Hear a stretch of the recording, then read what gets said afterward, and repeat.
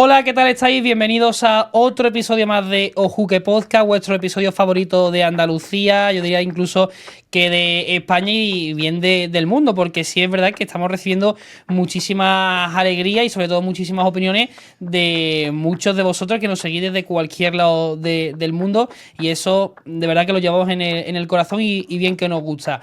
Hoy es el último episodio, no de la temporada, por supuesto, pero sí del año, porque ya estamos a 2 días de final de año y ha sido, la verdad, es que una primera parte de la temporada espectacular. Pero de eso yo creo que tiene que hablar también nuestro compañero Carlos García. Carlos, ¿qué tal?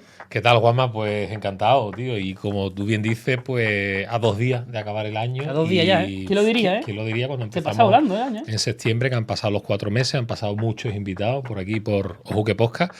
Y bueno, poco a poco creo que vamos haciendo las cosas con el tiempo y la dedicación que le tenemos que emplear, y creo que estamos haciendo las cosas van bien encaminadas. Va bien encaminado, yo creo que la constancia es la clave, el trabajo por supuesto, Sí. Pero creo que eso también lo están viendo también nuestros oyentes, nuestros espectadores que siguen al pie del cañón igual que con nosotros, por supuesto con los invitados de primera categoría Sí, hombre, y siempre buscando eso, la excelencia, el talento andaluz y por supuesto todas las disciplinas, ¿no? Sí. Donde hay talento en Andalucía, que ya todos los invitados que han pasado por aquí lo han ido diciendo. Por Ahora cierto, tenemos hablaremos un invitado muy top para despedir este año. Por supuesto. Pero antes de hablar del invitado top que tenemos, ¿no? Hay que hablar, por supuesto, de nuestro sponsor principal, Carlos. Tenemos que hablar de Sonos Institutos Auditivos, que son los grandes culpables, como siempre digo. Me repito más que el cuento de la abuela Pipa, pero es verdad. Gracias a Sonos tenemos un espacio donde podemos desarrollar este podcast, donde hemos podido darnos a conocer a través de los medios, a través de nuestras plataformas, y que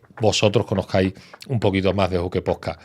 Tenemos que decir también que Ojuque Podcast se crea siempre con el sentimiento de contar las cosas y contar el talento de Andalucía, por supuesto contada por andaluces y con sus propios protagonistas, ¿no, Juanma? Como protagonista, Carlos, la persona que tenemos hoy aquí, porque es sin duda un profesional de la comunicación, un periodista, ya es un presentador hasta de eventos, o sea, lo tiene yo creo que ya todo, sinceramente, y es un profesional como la copa de un pino.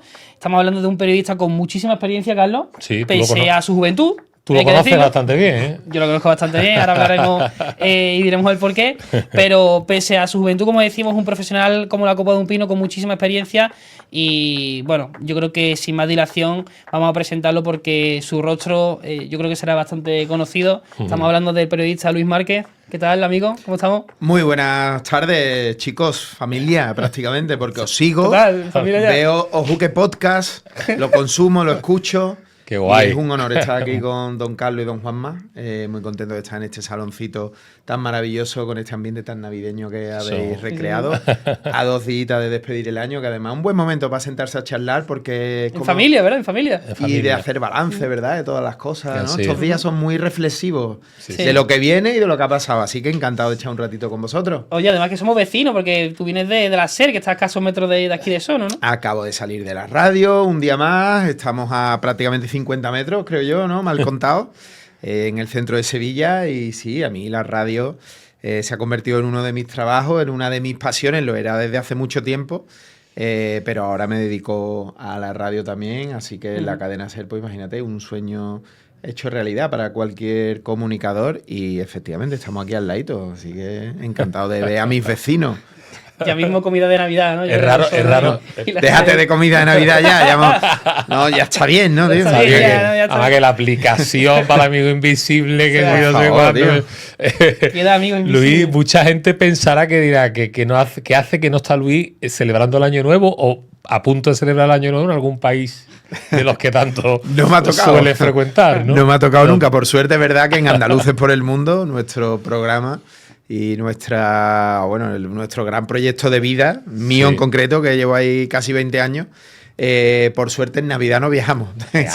Claro, son días muy familiares donde los propios andaluces que están en el mundo suelen estar de vacaciones, vuelven a su tierra, y hombre, nosotros como reporteros esos días son difíciles. Si ya es difícil irte de casa, ese lado que mucha gente no ve, ya en Navidad cuesta un poquito. Así que no, déjate. Fin de año en casa. El año nuevo chino, que eso sí. Año nuevo chino, que creo que es en febrero, ¿no?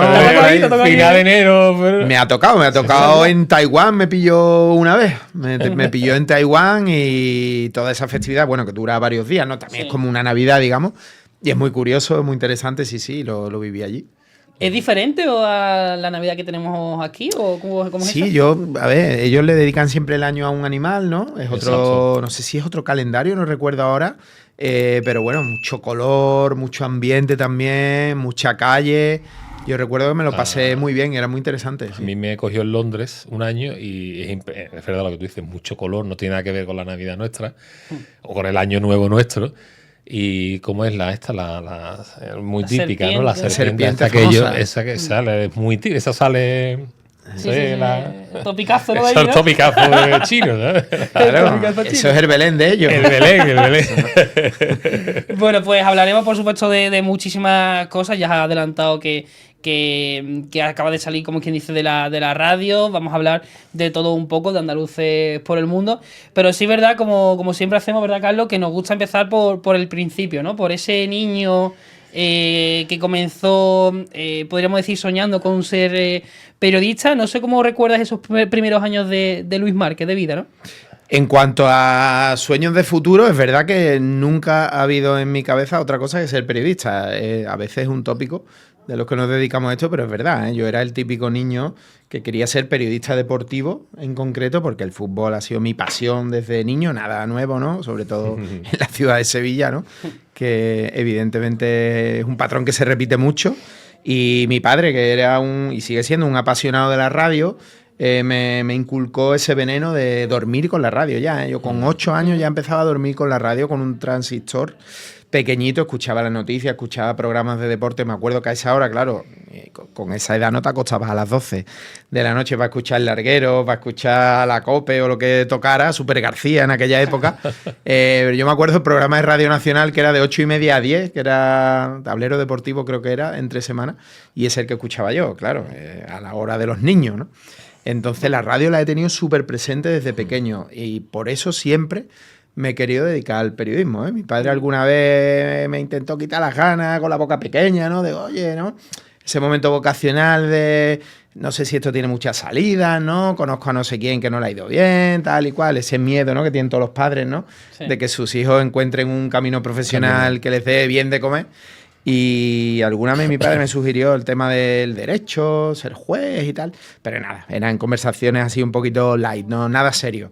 Entonces rápidamente tuve claro que quería dedicarme al periodismo y yo recuerdo mi enfoque durante el instituto era sacar buenas notas para entrar en la carrera de periodismo, que por entonces no era nada fácil entrar. Estaba alto, digamos, Estaba muy alto, era sobre 10 en aquella época, siempre estaba en 7,5... Tal, era difícil. Y por suerte entré, porque bueno, yo estudiaba, se me daba bien el instituto. Y aparte me esforcé mucho, ¿eh? En COU he estudiado más que en la carrera. Claro, para O sea, que intentar, digamos... ¿Sabéis lo que es COU, no? Sí, Sí, claro. Bueno, no sé, estamos aquí otras Ahora, generaciones. explícalo para quien no lo sepa. Que es... Curso de orientación universitaria, cuidado ahí, ¿eh? Yo fui de los últimos. Era el segundo de bachillerato Sí, sí, actual, que en aquella época era primero, segundo y tercero de BUP, y después COU, que era, como su propio nombre dice, un curso de orientación universitaria en la que te preparaban ya para la universidad y sobre todo para la selectividad. Y ese año estudié como un O sea que máquina. Porque te lo curraste. Sí, O sea, saqué muy buenas notas porque es verdad que era muy difícil, Muy ¿eh? difícil. Había mucha gente que quería estudiar periodismo y no podía. Aparte, tu época también fue. En Sevilla no llevaba mucho tiempo periodismo. No. De hecho, llevaría unos 10 años 10 así. añitos por ahí. Entonces toda Andalucía se venía a Sevilla. A Sevilla, exacto. Málaga surgió por ahí también. Ahora hay mucha más oferta privada Sí. y demás, y ha crecido mucho todas las carreras de comunicación, pero en aquella época no. Tu padre estará, me imagino, bien orgulloso, ¿no? Después de tantos padre- años de carrera, ¿no? Por así decirlo. La verdad es que sí, ¿eh? Mi familia siempre... al final un periodista, como su trabajo tiene cierta repercusión, ¿no? Mi padre, desde que empecé a salir en la tele, lo tiene todo grabado. Eso es una cosa fabulosa. En DVD, ¿eh? Que es el Maldini, ¿no? Totalmente. Tenía el típico DVD grabador que ya está en desuso un poco, ¿no? pero están todos mis programas grabados y ya los últimos años, como ya lo del DVD evidentemente ha perdido fuerza, los tiene en formato digital, ¿no? Un archivo. Pero todo lo tiene grabado mi padre, tío. Y eso es un orgullo para mí y que le doy las gracias pocas, pocas veces se las doy las gracias porque al final es una hemeroteca de mi carrera, de mi currículum. Totalmente. Que está ahí presente para toda la vida, sí. ¿Lo veis de vez en cuando ese tipo de, sí. de hemeroteca, ¿no? No, además es bonito porque, recordarlo. claro, están los capítulos de Andaluces por el Mundo, que al final es una hora, ¿no? De programa y tal, pero también están grabadas de esas primeras veces que yo salía en teles locales, en informativo de un pueblo, típica cosa que estás tú ahí con la Orgullo, carita de niño, que la ves ahora y te da mucha vergüenza, porque claro, prácticamente eres otra persona, ¿no? Sí. Ni la voz es la misma, ni el aspecto es el mismo, pero es muy bonito, ¿no? Y de vez en cuando, ya hace tiempo que no, pero ahora en época navideña es lo típico, vienen mis suegros a comer, ¿tú te acuerdas cuando surge una conversación? Espérate, te lo voy a buscar, y lo pones y tú allí con la carita colorada. Pero es bonito, es muy bonito verlo, claro. Luis, porque mucha gente no lo sabe, pero tú eres de Luisiana. ¿La Luisiana? No del estado de Luisiana. No. Déjate.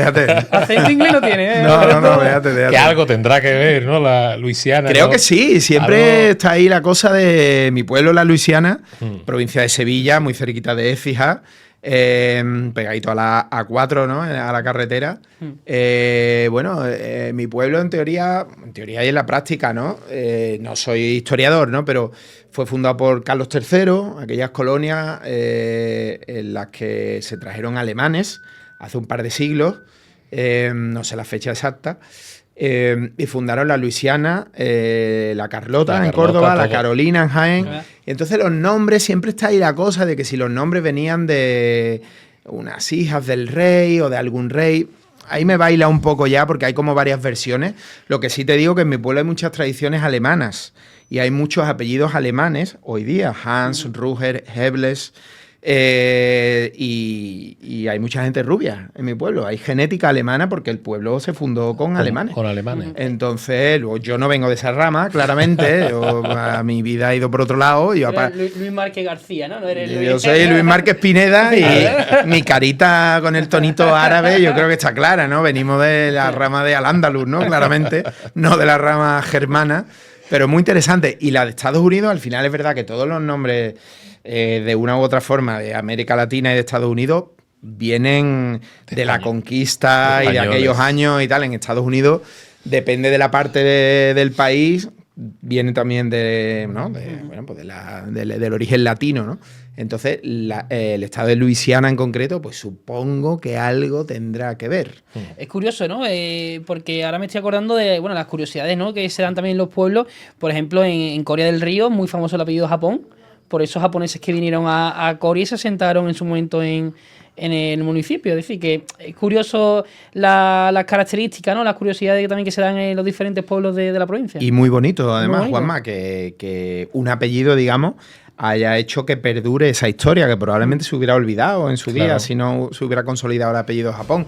Yo cuando era pequeño, como me gustaba tanto el fútbol, me acuerdo del árbitro Japón-Sevilla, que era de Coria. A mí ese apellido me hace mucha gracia, ¿no? Japón-Sevilla. Es que los árbitros es que todos... Sí, tienen apellidos peculiares, pero sabes la historia esa, ¿no, Luis? De los dos apellidos. Sevilla... No, los árbitros se nombran dos apellidos, sí, se lo sabes, ¿no? El Luis que más franquismo, ¿no? Por el franquismo. Que ahora este año ha vuelto. Este año ha vuelto a llamarse por el nombre y el apellido. Creo que era porque había uno que era Franco. Era Franco Iglesias y solamente se le decía Franco. Entonces los periodistas aprovechaban... La vuelve a liar Franco, tal, y el generalísimo entonces, pues, le sentaba muy mal. Dijo, a partir de ahora, todos los árbitros se van a denominar por sus dos apellidos. Y eso hasta un montón de años, hasta este año que ha llegado Hernández, la federación y lo ha cambiado. Sí. Y digamos que han puesto el patrón de llamar a los árbitros por está Iglesias Villanueva, ¿no? Pues ahora es Javier Iglesias. Pero a los periodistas nos sigue costando porque ya... No, nos lo hemos aprendido. Eduardo Gil, creo que, ¿no? Gil Manzano, de toda la vida. Bueno, Toño Mateu está ahora liando el taco. Grandes historias. Con la que ha liado en el césped este señor durante tantos años, ahora lo que pilla, ¿eh? Eso es muy divertido cuando los árbitros se retiran. Claro, se Sí, convierten sí. en críticos de sus compañeros y No se está todo el día acuerda. sacándole cosas antiguas. No se claro. acuerdan cuando. Eso es muy gracioso.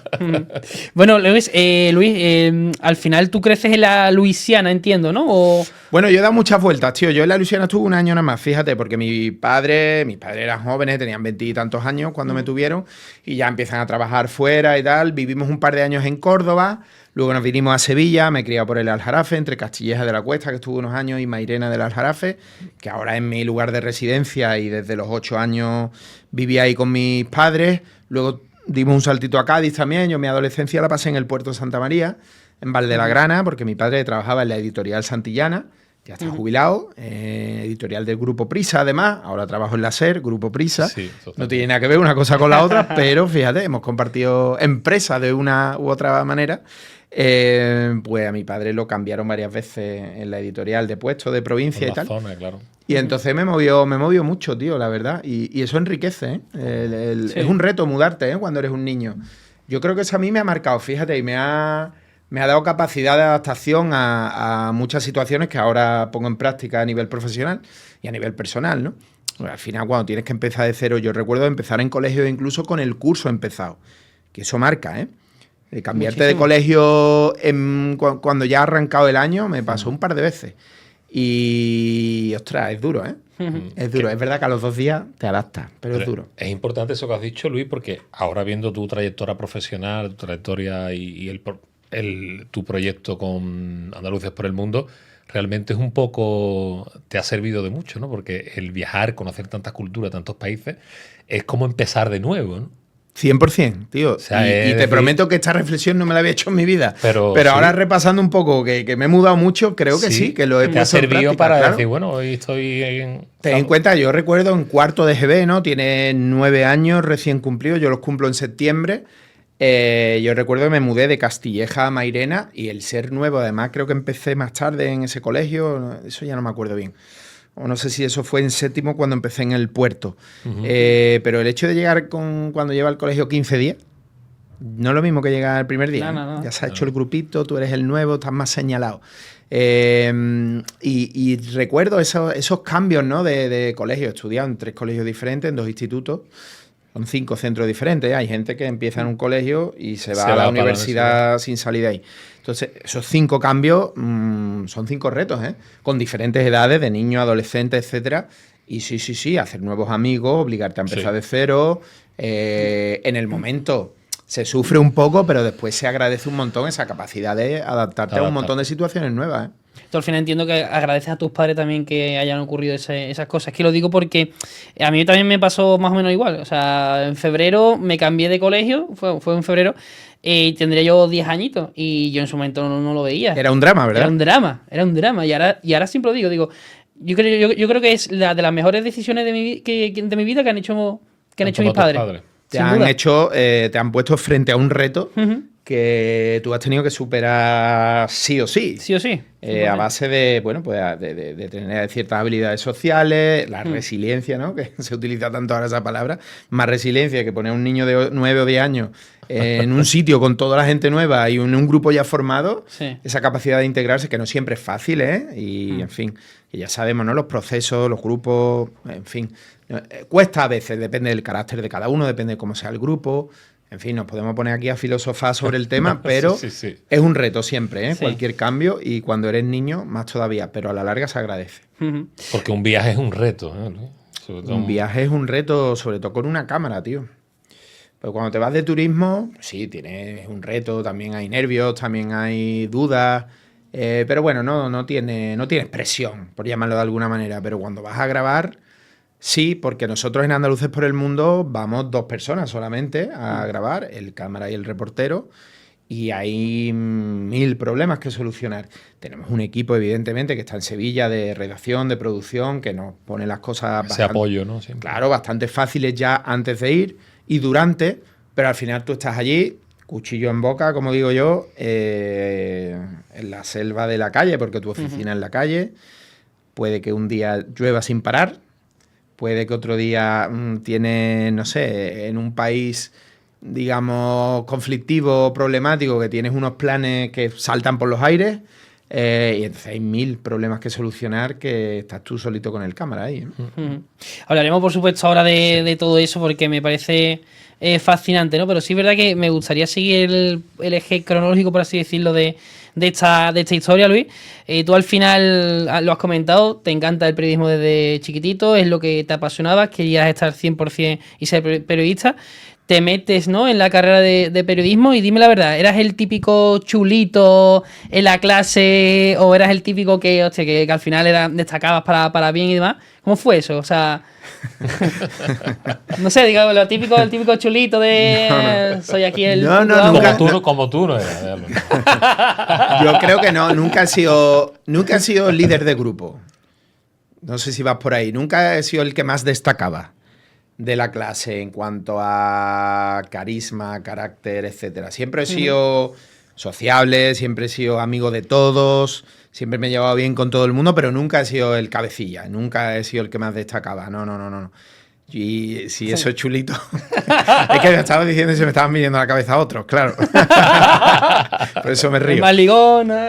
No, tampoco. Pero siempre me ha adaptado muy bien, la verdad. Y quizás tú sabes que los liderazgos también son naturales al final, ¿no? Cuando tú quieres forzar un liderazgo no tiene sentido. Y yo he aprendido mucho de los líderes, en todos los sentidos, y me he fijado mucho en las cosas que hacen los líderes, las buenas y las malas. Entonces, a mí me gusta mucho tener cerca a gente que lidera cosas y que son referentes en cosas y aprender de ellos, claro que sí. No compito ahí. Y nutrirte, digamos, de... 100%. No compito ahí, yo no soy lo típico de 2 gallos en el mismo corral, no soy gallo. Ahí yo me retiro rápido de la puja, no lo necesito, no es mi carácter. No sé si está bien o no, pero que es verdad que evito el conflicto siempre. Durante esos 4 años de carrera, Luis, ¿hubo algún momento que tú dijiste, lo dejo, no sé, me viene un poco, no sé, grande la situación, no es lo mío, me quiero dedicar a otra cosa? Me pasó al acabar la carrera, sí, porque esta carrera es un poco... bueno, te deja un tiempo ahí de incertidumbre muchas veces por el que hemos pasado todos o casi todos los periodistas, de no encontrar un trabajo, de no tener nada estable, esos primeros años, 22, 23, 24 años, cuando acabas la carrera no terminas de consolidarte en el mercado, es un proceso muy común en la mayoría de los periodistas, que estás haciendo prácticas, no terminas de tener ingresos, te cuesta ser independiente económicamente, pues en ese periodo sí que dije, lo dejo y me voy a estudiar unas oposiciones porque me gusta la enseñanza y me metí me hice el CAP, el famoso CAP, el curso de adaptación pedagógica para ser profe de instituto y me metí en una academia para prepararme las oposiciones de lengua y literatura, para ser profe de lengua y literatura. Y duré un día nada más. Ahí encontré mi vocación rápido otra vez. Yo quiero ser periodista. Ahí reconduciste. Sí, porque no era mi mundo, me asusté mucho. Llegué a esa academia un sábado a las 9 de la mañana. Allí había gente de 35 o 40 años que llevaba un montón de años preparando oposiciones, que no tenían su plaza consolidada, que estaban hablando allí de literatura griega y cosas que yo no tenía cerca. Y me asusté un poco y dije yo creo que ¿qué estoy haciendo, ¿no? O sea, vamos a echarle al suelo, ¿no? Como decimos en el fútbol. Yo he estudiado periodismo, yo quiero ser periodista, yo estoy seguro que esto a mí se me da bien y el mercado ahora mismo está como está, vamos a tener paciencia. Oye, y a los pocos meses estaba ya trabajando. ¿Cuál crees que es, por tanto, el método sobre todo para los jóvenes, ¿no?, que acaban de salir de diferentes carreras, ¿no? Vamos a poner, por ejemplo, periodismo, y no lo tienen claro por lo mismo que tú has dicho, ¿no? Porque no le ven salida, porque están ahora mismo en una situación de ansiedad, de que no consiguen una estabilidad económica. ¿Cuál crees que es el método para superar eso? Claro, no hay método, o sea, cada uno tiene que encontrar el suyo. Primero, manejarte bien en la incertidumbre, que es una cosa que si lo aprendes ahí te va a servir para tu profesión, porque es una profesión en la que la incertidumbre es tu compañera de viaje, ¿no? Es muy complicado ser funcionario dedicándote a la comunicación o tener una estabilidad laboral. Es complicado, los hay, ¿no? Pero en porcentaje muy bajo, entonces hay que manejar incertidumbres. Cuando acabas la carrera, pues aguantar un poco, tener claro que hay un proceso ahí de más o menos 1 año, 2, un poquito de travesía del desierto, en la que tienes que seguir formándote, en la que tienes que seguir demostrando que tienes habilidades para esta profesión y en la que en algún momento estoy seguro de que si nace de ti va a surgir la oportunidad. Ahora vivimos un momento bueno, creo yo, en la comunicación, ¿no? En la que hay muchas posibilidades. Esto que estamos haciendo es una, por ejemplo, ¿no? Esto no existía antes, un video podcast, ¿no? 3 tíos aquí sentados charlando. Estamos haciendo un programa de radio, pero que a la vez es un programa de televisión, pero que a la vez no necesita un canal concreto. O sea, hay un mundo de posibilidades que antes no existían. Entonces, hay muchas opciones. La comunicación está presente en todas las empresas, en todas. Entonces, ya no es como cuando yo salí de la carrera en el año 2003, que si tú estudiabas periodismo, trabajabas o en radio, o en prensa, o en televisión. Correcto. Hay muchas más opciones. Entonces, es un mercado mucho más cambiante y en la que yo creo que el talento y el empuje de la gente joven es muy necesario. No, y además, hablando ahora del caso, tú presentas eventos, que es otra forma también, por supuesto, de comunicar, ¿no? Y que hasta hace unos años pues no se tenía tampoco mucho en cuenta y ahora es un mercado muy... Sí, es una muy parte bueno. más de la evidencia de que todas las empresas e instituciones comunican todo continuamente. Correcto. A través de redes sociales, a través de productos y programas y contenidos concretos y a través de eventos. Se hacen muchos eventos para anunciar cosas, para celebrar cosas, para entregar premios, empresas privadas que crean premios. Entonces, buscan profesionales de la comunicación, lógicamente, como yo, como vosotros, como tantos otros, que podemos subirnos a un escenario, ponernos delante de un auditorio, delante de una cámara y contar algo, llevar una gala, entretener a la vez que comunicar. Yo les remarco ahora a mis alumnos de periodismo, el otro día además tuve una charla con ellos antes de acabar el curso, ahora antes de Navidad, hablábamos, ¿no? Pero claro, el periodista es protagonista o no, porque me tenían que hacer un reportaje, tú lo hiciste en su día también. Yo fui alumno tuyo, Luis, no lo sabía. Sí, tú fuiste alumno mío. No sé si te acuerdas. Me suspendió, ¿te imaginas? En ese reportaje que yo les encargo a los alumnos, claro, pues yo les pido que tengan presencia en cámara. Me dicen, pero es que el periodista no tiene por qué ser protagonista. Digo, mira, eso es de manual antiguo. O sea, evidentemente, si hay una noticia, tú no tienes que ser el protagonista. Los protagonistas son los hechos, ¿no? Y a las personas que les han pasado los hechos. Pero yo no te estoy hablando de una noticia concreta, yo te estoy hablando de crear un contenido. Y ahí el periodista actual, el comunicador actual, depende del formato, puede tener más presencia o menos, pero es importante que sepa tenerla. Y adaptarte, que un día te toca estar fuera de plano, pero el día que te toque estar en plano tienes que estar preparado para comunicar bien, para contar bien las cosas, para saber conectar con la gente, para saber conectar con la audiencia que te va a ver, ya sea en redes sociales, en televisión, en radio o escribiendo un texto, ¿no? Entonces el periodista, tiene que ser muy protagonista a la hora de comunicar. No es un robot que está ahí escondido y simplemente ejecuta. No. Tiene que ser un ser humano que comunique bien, que tenga espontaneidad, que tenga naturalidad. Si consigues todo eso, tienes mucho más valor en el mercado. Claro, Sí, y al fin y al cabo, el objetivo, Luis, es que comunique y en cualquiera de las facetas que tenga que comunicar, que sea el protagonista. O sea, que se note que está hablando Luis Márquez. Un ser humano, exacto. Claro, que no, o está escribiendo Luis Márquez, o está... 100%, tío. Yo además reivindico mucho eso porque en mi época, ¿no? Cuando yo me estaba formando, parecía que había un estándar. Y para hablar en radio o hablar en televisión tenías que tener un acento neutro, un perfil determinado, una cadencia determinada, y se penalizaban mucho los acentos regionales, se penalizaban mucho las pequeñas incorrecciones, ¿no? Del lenguaje, Sí. se penalizaba mucho el fallo, digamos, ¿no? Era todo lo contrario a la naturalidad. Y ahora, por suerte, esto ha ido evolucionando y ahora se busca la naturalidad y se premia la naturalidad. Si tú te fijas en cualquier cadena nacional, los presentadores que triunfan, todos son gente natural. Huyen de ese muñequito de la tarta, de ese robot. Ese manual, ¿no? Ese manual que... Sí. Ese castellano parlante perfecto, y ahora no, ahora si eres de un pueblo de Jaén y tienes tu acento, pues... Para adelante, serás un gran reportero. Y ¿por qué no? Y lo importante es que la gente conecte con el ser humano que le está contando las cosas.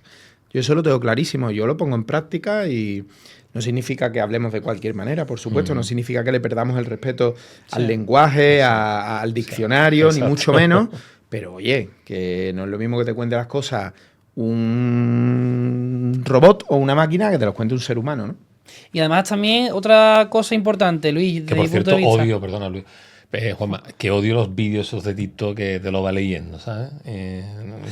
que te va describiendo la escena. La voz Sí. esa, La ¿no? voz, La voz Sí. en O off, sea, ¿no? digo, coño, si lo puede hacer perfectamente la persona que lo está, lo puede, si eso es leerlo, Sí, ¿no? es verdad, son modas, tío. Es que tal, no sé cuánto, Sí, sí. la cola que se ha formado en primar, ¿no? Por ejemplo, así, tal, ¿no? Para tal, no sé. Con ese tono también. Con ese tono así, medio robot, medio tal. Sí, yo al principio, ahora es verdad, me acostumbro a escucharlo más, pero al principio me chocaba A mí mucho me- y me- es un género en sí mismo, al No, no, final, que es verdad. la IA nos está haciendo mucho daño a los comunicadores. Sí, Bueno, sí. yo ahí tengo dudas, ¿eh? Yo ahí tengo dudas. No, pero a la hora de hablar, coño, por ejemplo, muchas veces me decía que yo graba esto, locuta esto, y ya muchas veces prefieren a eso, una voz creada por IA, además le puedes dar la gravedad que tú quieras, la puedes poner toda lo redonda que quiera la voz, pero evidentemente pierde la personalidad, ¿no? Yo creo que estamos en un momento también un poco, en fin, de desafío, ¿no? Con la inteligencia artificial, en la cual yo no he entrado nada, la verdad, nada, de momento nada, sé que terminaré entrando como todos, pero nada, yo ahora mismo estoy un poco lejano, pero reconozco que evidentemente nos va a dar muchas cosas buenas como toda la tecnología, pero que tampoco creo que vaya a sustituir, en parte sí, va a haber cosas que se van a automatizar, ya está ocurriendo, pero el alma, la verdad De comunicar. de Eso un hombre, una mujer, alguien ahí que te Sí. cuente las cosas y que sepa transmitirte lo que está ocurriendo, yo creo que eso no va a ser sustituido por la inteligencia artificial. Al final yo creo que los espectadores también buscan eso, ¿no? Y buscan esa naturalidad de, como tú bien has dicho, de la persona, ¿no? Que tienen enfrente. No buscan ese sentido un robot que le vaya contando las cosas. Es decir, quiere ver también una persona física y demás. Entonces, yo creo que también el formato es importante aquí. Es decir, el formato podcast, por ejemplo, ya que estamos en un podcast, al final es un formato atractivo, ¿no? Para el espectador, ¿no? Quizás no es lo mismo un podcast que como formato que otro tipo de formato en el mundo del periodismo. No sé si está de acuerdo. El formato te marca mucho el tono de la conversación, el tono de la información. Claro, tú aquí ya sabemos que vamos a estar un rato largo charlando. Tú te relajas, tú no estás pensando tus respuestas continuamente, tú te dejas llevar, por eso funciona y triunfa. Sí. Eso es un poco lo que queremos aplicar nosotros en Andaluces por el Mundo. Nosotros pasamos un día entero grabando con la persona, conversando con la persona. Entonces sale, brota esa naturalidad. Hay muchos momentos que van a ser editados porque, bueno, son anodinos, no repetitivos, no tal. Al final estás haciendo un programa, necesitas seleccionar contenido, pero hay muchos momentos de mucha verdad y mucha naturalidad. Y eso es porque ponemos el tono en la conversación, no en una pregunta-respuesta cerrada, sino en vamos a charlar, vamos a sacar temas y ya irán surgiendo cosas. Vosotros no tenéis guión. Escóndelo, ¿te imaginas cuando? Evidentemente habréis Claro. reflexionado y de cada invitado que viene, Sí, pues sí, sabréis sí. cosas y os preparáis un poco y sabéis por dónde le queréis tirar, igual que yo, igual que todos. Pero no es un guión cerrado. Eso la gente, el que se sienta enfrente a responder, lo agradece Lo un noto. montón. Exactamente. Y si hay un guión, lo noto también que Eso, hay un guión. eso nos lo dijo Luis hace poco, Fernando Díaz de la Guardia, ¿no? Un fenómeno. Que decía, dice, a mí esto que me encanta que hacéis, ¿no? Porque no pensáis en la siguiente pregunta, ¿no? Van surgiendo los temas Van surgiendo. O sea, y los vais siguiendo, que lo hacéis muy bien. Claro, además. dice, yo antes estaba haciendo una entrevista y estaba ya pensando, entonces eso agobia mucho, atosiga mucho la entrevista y no disfruta, porque si tú me quieres hablar ahora de una experiencia o algo que te haya pasado en Andalucía por el mundo, yo te voy a escuchar, no te voy a decir, no, Luis, venga, vamos a la siguiente pregunta, ¿no? Has dicho un verbo muy importante, disfrutar. Cuando alguien disfruta haciendo un programa de televisión, de radio, una entrevista, se nota una barbaridad. Se traspasa de la cámara al sofá de la persona que te está viendo. Claramente. Y es una bendición. Yo muchas veces reconozco que, bueno, grabando por el mundo son muchos años. No todos los días uno se levanta bien, tiene un mal día, tal y cual. Y cuando he estado un día así que he estado grabando y no he estado disfrutando porque he estado preocupado por algo que he dejado en casa, por lo que sea, luego me arrepiento un montón. Digo, ay, qué ve, tío, que estoy aquí en, yo qué sé, en Corea, y estoy yo preocupado por no sé qué en vez de estar disfrutando el momento. Pues a veces es verdad que no tenemos preocupaciones, el cerebro lo tenemos ocupado con cosas, es inevitable. Pero tenemos que intentar forzarnos a nosotros mismos a disfrutar el momento en el que estás. Suena a sobre de azúcar, ¿verdad? A frase de sobre de azúcar, pero es que la comunicación funciona mucho. Y yo, desconecta, tío, ¿qué tienes ahora? 2 horas el podcast este, ¿no? Fuera, tío, vamos a charlar, vamos a reírnos, tal. Cuando salgas ya harás esa llamada, ya te preocuparás de lo que tienes mañana por la mañana, etcétera. Pero no tiene sentido que yo esté ahora con vosotros acordándome de que mañana tal o cual, ¿no? Pues cuando estás de viaje es verdad que es una pequeña faena que nos pasa, ¿no? Porque te sientes muy solo. Pasas una semana o 10 días en un hotel con tu compañero, pero son muchas horas de soledad en la habitación, de darle vueltas al coco. Y durante la grabación del reportaje, a veces te invaden esos pensamientos y hay que saber esquivarlos y relajarte y estar tú en tu pura esencia, porque así es como vas a saber comunicar bien. ¿De quién te acuerdas, Luis, cuando precisamente te vienen esos momentos de soledad? En una habitación de hotel cuando estás en China, por ejemplo. Me acuerdo del que se inventó los cambios de hora, por ejemplo, que hace que estás tú a las 3 de la mañana, hora española, y son tus 9 de la noche allí y tú no puedes llamar a nadie, ¿no? Hay más soledad que eso, que un jet lag. O sea, de verdad te lo digo, ¿eh? O sea, a mí me frustra mucho, sobre todo es en América cuando más lo sufro, porque, claro, tú te pegas toda la jornada laboral currando, llegas estás en Estados Unidos, en América Latina, y llegas al hotel a las 8 de la tarde y aquí son las 2 o las 3 de la mañana. Y el momento en el que tú estás relajado para conversar con tu mujer, con tu hijo, con tus padres, con algún amigo, duerme. Está todo el mundo acostado, tío. Entonces es una faena, porque ese ratito de desconexión mental es muy importante y por el cambio horario se te fastidia. Luego, claro, te levantas al día siguiente y antes de desayunar llamas, pero claro, mi mujer está trabajando. O son las 3 de la tarde, está liada, está no sé qué. Entonces no encuentras ese momento de pausa. Yo lo noto mucho, ¿eh? Cuando estoy en Europa y tengo el mismo horario que el resto de la gente, es mucho más agradable. Llegas al hotel a las 7 o las 8 de la tarde, haces una llamada, te vas a comer, unos mensajes, una conversación y te hace despejar, ¿sabes? Despejarte mucho más. Tío, es que parece una tontería, pero es que es verdad. Los andaluces nos lo cuentan mucho, ¿eh? Dicen, tío, los que viven con el cambio de hora porque además ellos necesitan rutinas para hablar con la familia, claro. Es todos los días de su vida, entonces te lo dicen, tienen que encontrar el hueco, planificarlo muy bien, porque si no la sensación de soledad aumenta mucho. Aumenta mucho y es duro, ¿eh? Los que están en América nos lo dicen mucho, tío, que depende de los horarios, de las profesiones y tal, a veces es duro, ¿eh? A veces es duro, sí. Luis, Andaluces por el Mundo, que me has dicho casi 20 años llevas en el proyecto, empezaste en Diario de Sevilla, ¿no? Ese verano, ¿no? Del 2002, creo. Que llegaste a una redacción en pleno apogeo, ¿no? De la prensa escrita, porque vivía un buen momento la prensa escrita. Grupo Yolí, un montón de cabeceras en Andalucía, Diario de Sevilla, la cabecera central, digamos, aunque la más antigua es Cádiz, ¿no? Como todos sabemos. Pero imagínate, yo calculo 150 personas trabajando allí en un periódico, fumando en la redacción, el frenesí de las noticias, de correr, del cierre, el periódico, la vieja escuela.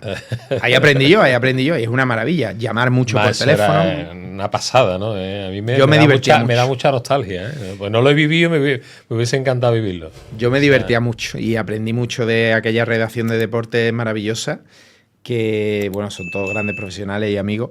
Que bueno, al final yo cuando tienes 21, 22 años, la mejor manera de aprender es ver lo que hacen los demás, siempre lo digo. Yo recuerdo de quedarme allí a escuchar cómo hablaban por teléfono los demás. Javier Mérida, que en paz descanse, que murió el año pasado de ELA, que era un gran periodista, un fenómeno, un personaje muy peculiar. Él era cañero, a mí me dio leña. Pero después me cogió en sus brazos y me enseñó mucho. Yo me quedaba a escucharlo cómo llamaba, cómo le sacaba la información a la gente. Que la gente hoy no llama. Claro, hoy está todo en la red, pero en aquel momento tú te querías enterar de un fichaje del Betis y tenías que hacer 17 llamadas.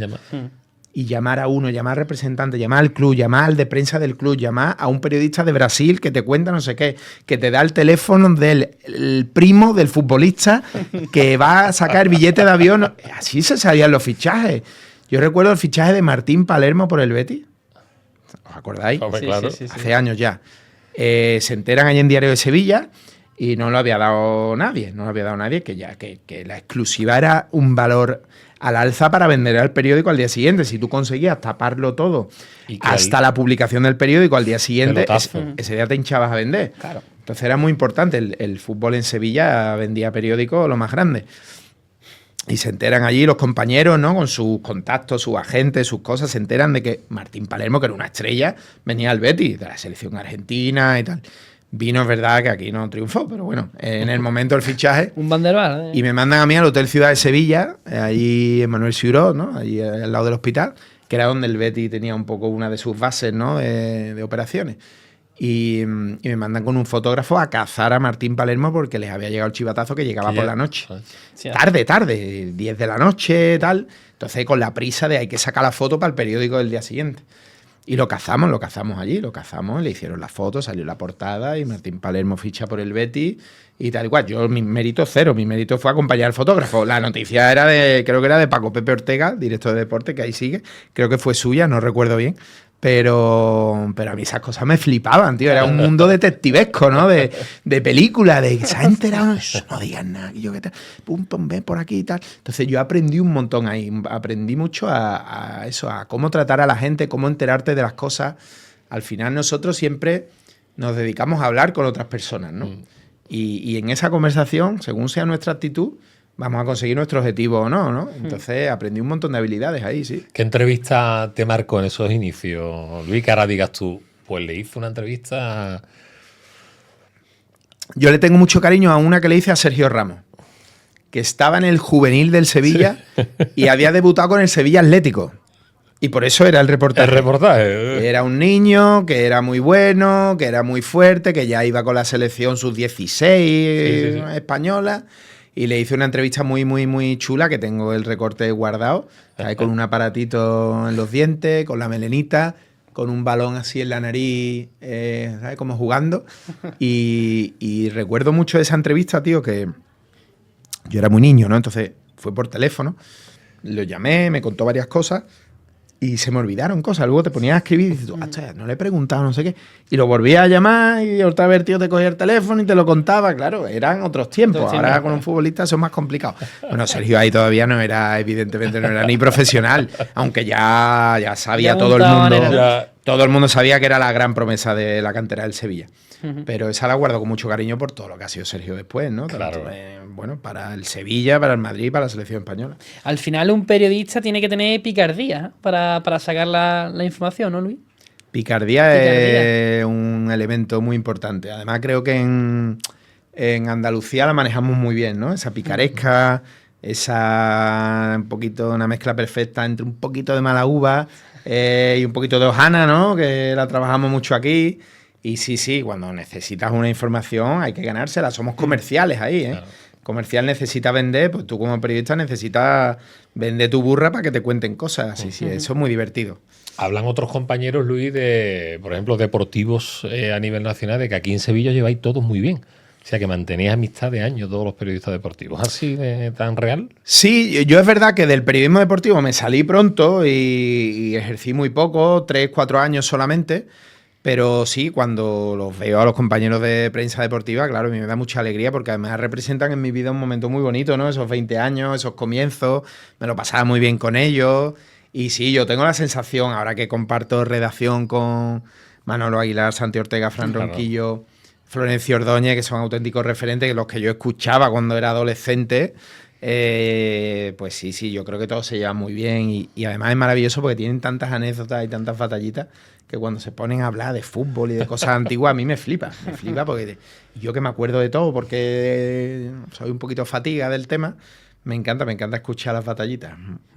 Pero qué bonito también es, Carlos, ir creciendo, ¿verdad? Ir creciendo profesionalmente, llegar a Diario de Sevilla, que tú lo has dicho, ¿no? Que era una redacción gigantesca, ¿no? Y todo el mundo ahí concentrado en lo suyo. Pero sí es verdad que la cosa ha cambiado radicalmente, ¿verdad? Ahora no es tan como antiguamente, ¿no? Esos años, por ejemplo, 2002, que había un montón de periodistas pues, tecleando, ¿no? Por así decirlo, en el teclado del ordenador. Eso ya ha cambiado totalmente. Sí, evidentemente ha habido una crisis grande hace años ya en la prensa escrita. El modelo cambió totalmente a lo digital, se venden muy pocos periódicos, ha cambiado la manera de contar las cosas, el famoso clickbait se ha convertido en parte del negocio, por desgracia, y tienes que contar unas películas un poquito rocambolescas para que la gente pinche y no tiene nada que ver. No. Por suerte se sigue haciendo periodismo y buen periodismo. Se venda más o se venda menos, y yo todavía leo grandísimos reportajes de periodismo deportivo o de cualquier índole, pero es verdad que hay mucho contenido también, bueno, de ese tipo que nos gusta menos, pero que por otro lado cuando te lo explican pues lo puedes entender, ¿no? Que todas las cabeceras necesitan sus clics para tener publicidad, tener ingresos, ¿no? Has dicho algo muy importante, que es el tema del clickbait. Tú como periodista, Luis, cuando ves una noticia falsa, una fake news, sobre todo el debate que se puede generar en la sociedad de vaya a tener los periodistas como son, con el tema todo este del clickbait, del fake news, ¿a ti eso cómo te sienta como periodista, como profesional de la comunicación? Nunca hemos tenido buena fama. Nunca he escuchado yo, qué profesión de gente honrada y honesta, ¿no? Siempre ha sido periodista, soy unos mentirosos vendidos al poder, no sé qué, no sé cuánto. Bueno, el tema del clickbait, ya te digo, lo puedo llegar a entender. El hecho de adornar noticias, de contar tonterías al final, porque contar tonterías, abres cualquier medio y una serie de chorradas, ¿no? Que bueno, pues tienen un componente ahí morboso, cotilleo y tal, que bueno, pues pincha, al final es una anécdota, una tontería y genera interés, ¿no? A la gente le genera interés todo esto. Distinto es el tema de las fake news, claro. Esto ya estamos hablando de otra guerra ya superior, de controlar la información a través de pues de contar mentiras, ¿no? Y controlar el relato un poco sabiendo que siembras y que al final eso termina calando, aunque 3 días después se cuente, oye, que esto era mentira, da igual, ya la bola es imparable y a nivel político, a nivel económico, pues se utiliza mucho y hay una guerra ahí que, bueno, es un tema difícil de controlar, la verdad, creo. Muy complicado. Yo creo que antes donde te jugabas donde se vendía el sensacionalismo, ¿no? Que es una cosa muy antigua dentro del periodismo, que es una forma también de enganchar, ¿no? Porque tú lo primero que ves de un periódico es la portada, entonces la portada siempre tenía que ser impactante. Hemos pasado de eso, Luis, creo yo, con el tema de las redes y demás, un poco a la radicalización, ¿no? Que todo se vende todo como...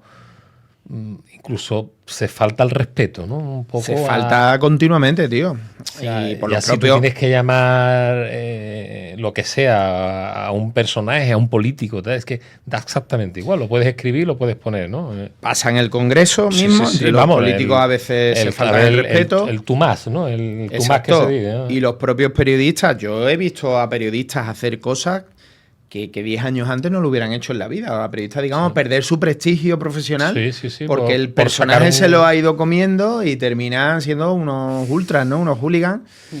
Y dices, joder, pero si yo a este tío lo leí hace unos años, me encantaba cómo escribía, tal igual. ¿Cómo está ahora con esas barbaridades, las redes, esas trifulcas? No, en fin. Bueno, es un tema, por desgracia, insisto, que yo no sé qué solución tiene. La única solución a corto plazo que le veo es que la sociedad se forme individualmente y que se legisle, ¿no? Y más o menos se está intentando legislar hacia eso, ¿no? Hacia evitar ser manipulados como sociedad, pero que nosotros individualmente, cada uno de nosotros, tenga conciencia crítica y sepa qué está leyendo, por qué lo está leyendo y sepa, o en gran parte intentar distinguir si esa información es real o no. Que muchas veces no tenemos argumentos ni herramientas, ¿no? No las tenemos los propios profesionales. Claro. Imagínate mi madre, por poner un ejemplo sencillo. Yo con mis padres hago mucha pedagogía, con mi madre, por ejemplo, en Facebook, WhatsApp y tal, de cosas que le llegan y oye, mira, ¿has visto esto? A ver, espérate, mamá, ¿dónde lo has leído? Mira esto, cuidado. Y ya lo comprobamos, no, mamá, esto tiene toda la pinta que esto no va por ahí y tal. Eso hace unos años, ya creo que no hace falta. Ya tiene esa pedagogía hecha y creo que lo distingue bien. Sí, pero que le llegaba cualquier... El típico audio también, ¿no? El típico audio de cuidado, ¿no? Que hay una posibilidad de... No sé, de lo que sea, ¿no? Pero... Imagínate durante la pandemia, por ejemplo, momentos de debilidad, ¿no? Es cuando el sistema falla más, lógicamente, cuando el apagón, cuando ocurren desgracias o cosas así muy rocambolescas, es cuando más se consumen fake news y es un peligro. Gran debate, Carlos. Es un debate, Eterno debate. Eterno debate. Yo creo también, ya por concluir un poco el tema, creo que la gente lee poco, Luis, también. Muy poco, es verdad. Muy poco. Ahora lo que ves en un reel de 30 segundos, antes te pegaba 5 minutos leyendo un artículo de cualquier periódico, por lo menos para enterarte por algún profesional que te contaba. Lee poco y lee rápido o lee mal, porque falta comprensión lectora, porque hay veces que si lees 2 párrafos ya te estás enterando, pero lo lees y no lo ves porque quizás estás contaminado previamente y no quieres ver lo que pone ahí, ¿no? Es un tema difícil. Lee poco y ve también poco, porque también pasa ya incluso que los vídeos que se publican de 30 segundos, la gente en el segundo 1 ya se va del vídeo. O sea que eso también es importante en el sentido de que al final estamos hablando de que toda la información importante la tenemos que concentrar al principio del vídeo. Y que ya incluso en el principio del vídeo la gente ya... Los 3 primeros segundos son clave, ¿no? Exactamente. Si no enganchas ahí... fíjate, 3 segundos. Es lo que se ha convertido. Es nada. Joder. Y estamos aquí nosotros 2 horas, hablando. Por eso yo creo le tenemos tanto cariño a este proyecto. Creo que sí, porque hay espacio para todo. Hay espacio para todo. Para poderte sentar y hablar, ¿verdad? Totalmente. Bueno, vamos a seguir avanzando en este espacio, porque la verdad que hemos hablado un poco también ya de andaluces por el mundo, ¿no? Y de ese proyectazo que tienes junto con tu equipo, Luis. No sé si se puede contar ya, no sé si se puede contar de director de Andaluces por el Mundo, ¿eso se puede contar? Sí, ya estamos ejerciendo. Digo, a ver si tenemos que cortar esa parte, ¿vale? No. Sí, bueno, al final de 2025 ha habido un cambio profesional en mi vida y me han nombrado director del programa junto a mi gran referente Rosana Rompato, que también está en la dirección del programa y haciendo otras labores en la productora, en Medina Media. Bueno, yo he sido reportero del programa 18 años. Aparte he estado compaginándolo con otros proyectos, como sabéis. Pero bueno, por desgracia, Ricardo Medina, el productor nuestro ejecutivo, un padre profesional para todos nosotros, murió este verano. Y bueno, ha sido una pérdida que estamos sufriendo mucho, lógicamente, y que la hemos llorado bastante. Y a raíz de eso, bueno, pues evidentemente la vida tiene que continuar. Él además lo hubiera querido así. Y ha habido que asumir otros roles en la empresa. Y oye, yo encantado de ver Andaluces por el Mundo y que pongáis director Luis Márquez. No por nada, al final mi trabajo más, en fin, es trabajar para Andaluces por el Mundo, que no cambia nada. Al final somos un equipo de gente, cada uno en su rol, y no es ni más importante ni menos importante. Es simplemente el seguir formando parte del engranaje de un programa tan bonito como el nuestro, que cada domingo por la noche congrega a tanta gente en la tele, en ese ritual de esperar un programa que parece que se había perdido, pero no. Por suerte nosotros tenemos mucha gente que espera el domingo a las 9:30 para poner Andaluces por el Mundo. Y antes como reportero y ahora en otras labores de, pues eso, de coordinar un poco los equipos, de los contenidos, etcétera, que estoy disfrutando mucho también, y que es un programa que, bueno, tenemos un equipazo, la verdad, suena tópico, pero es real, porque no es fácil estar tantos años en televisión y seguir siendo o seguir manteniendo un nivel alto. Ahora creo que estamos en el mejor momento de audiencia, los datos lo dicen, y eso es gracias a que durante muchos años hemos picado piedra y hemos construido poquito a poco, granito a granito, un formato que enamora a un montón de gente. Entonces es una bendición, tío. Además, un domingo por la noche, que yo creo que es perfecto, ¿no? Para está muy bien puesto familiar, ¿sí? ¿no? Digo. Sí, porque además es un formato familiar, esa Claro. palabra me gusta. Es un formato que mucha gente me dice, lo veo con mis hijos. Es el único momento de la semana que me siento con mi hijo a ver la tele y tal y cual. Típicos niños, Qué bueno eso, 8, 10, 12 años, adolescentes, padres de 40, 45, 50. Nos ven mucho así, en formato familiar. Nos ve mucha gente mayor, por supuesto, nos ve mucha gente joven, nos ve mucha gente de mediana edad. Es un público muy heterogéneo. Hacemos televisión para todos. Se hace mucha pedagogía también, porque aprendes muchas cosas de... La clave de Andaluces por el Mundo para mí... De... Fíjate, la clave de Andaluces por el Mundo para mí es que en 75 minutos que dura el programa, tú te enteras de cómo es la vida en un país, te entretienes, te emocionas y conoces a 4 personas con historias normales y corrientes, como la de la gente que se puede sentar a ver, simplemente que la vida les ha llevado al extranjero. Pero son historias normales, no son gente excepcional. porque nosotros queremos hacerle entender al público que todos tenemos una historia excepcional, porque tú, Carlos, tú, Juanma, yo, cualquiera que nos esté escuchando, tiene una historia de vida. Y eso es lo que hacemos, ponerle el foco a gente normal y corriente a la que la vida la ha llevado al extranjero por diversos motivos. Pero hacemos un programa de entretenimiento, un programa en el que se aprende mucho y un programa en el que uno pone también sus sentimientos un poquito a flor de piel. Y cuando hablo de sentimientos hablo también de la risa, porque intentamos que la gente se ría, que la gente se emocione. Si hay que llorar, lloramos, no pasa nada. Y, por supuesto, a la vez que ilustramos un poco al público de cómo es la vida en otros sitios. Al final, Luis, se ha convertido la historia un poco en el centro, un programa de viaje que vais viajando por el mundo, y al final la historia está en el centro y todo gira alrededor de esa historia, ¿no? Y para mí esa es la clave de que Andaluces por el Mundo viva el momento que vive ahora mismo. El saber que hace unos años efectivamente era un formato de viaje más al uso, en el que la historia personal pasaba un poco más de puntillas y todo era enseñar el país, contar curiosidades, contar información. Nos dimos cuenta hace unos años que el formato estaba un poco agotado. Había ya en muchas cadenas nacionales, autonómicas, y decidimos dar un giro. El giro fue doble. Uno es centrarnos en la historia personal de los que entrevistábamos y a coger al reportero y quitarlo de detrás de la cámara y ponerlo delante. Y entonces el factor humano se engrandeció muchísimo. Claro. Porque ya no era una persona hablando sola, entre comillas, alguien que está detrás de una cámara. Ahora es una persona conversando con un reportero que está a su lado, que no le hace preguntas de una entrevista, sino que le saca temas de conversación. Claro.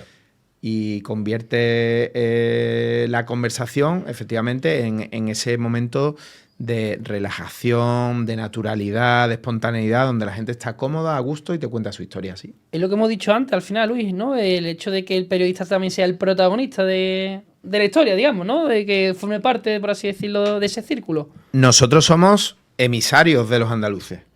Nosotros tenemos la enorme responsabilidad de viajar y hacer que los demás viajen con nosotros. Y para eso tenemos que hablar con un montón de gente que nos enseña el mundo y hacerle las preguntas y hablar de los temas que la gente en su casa quiere saber.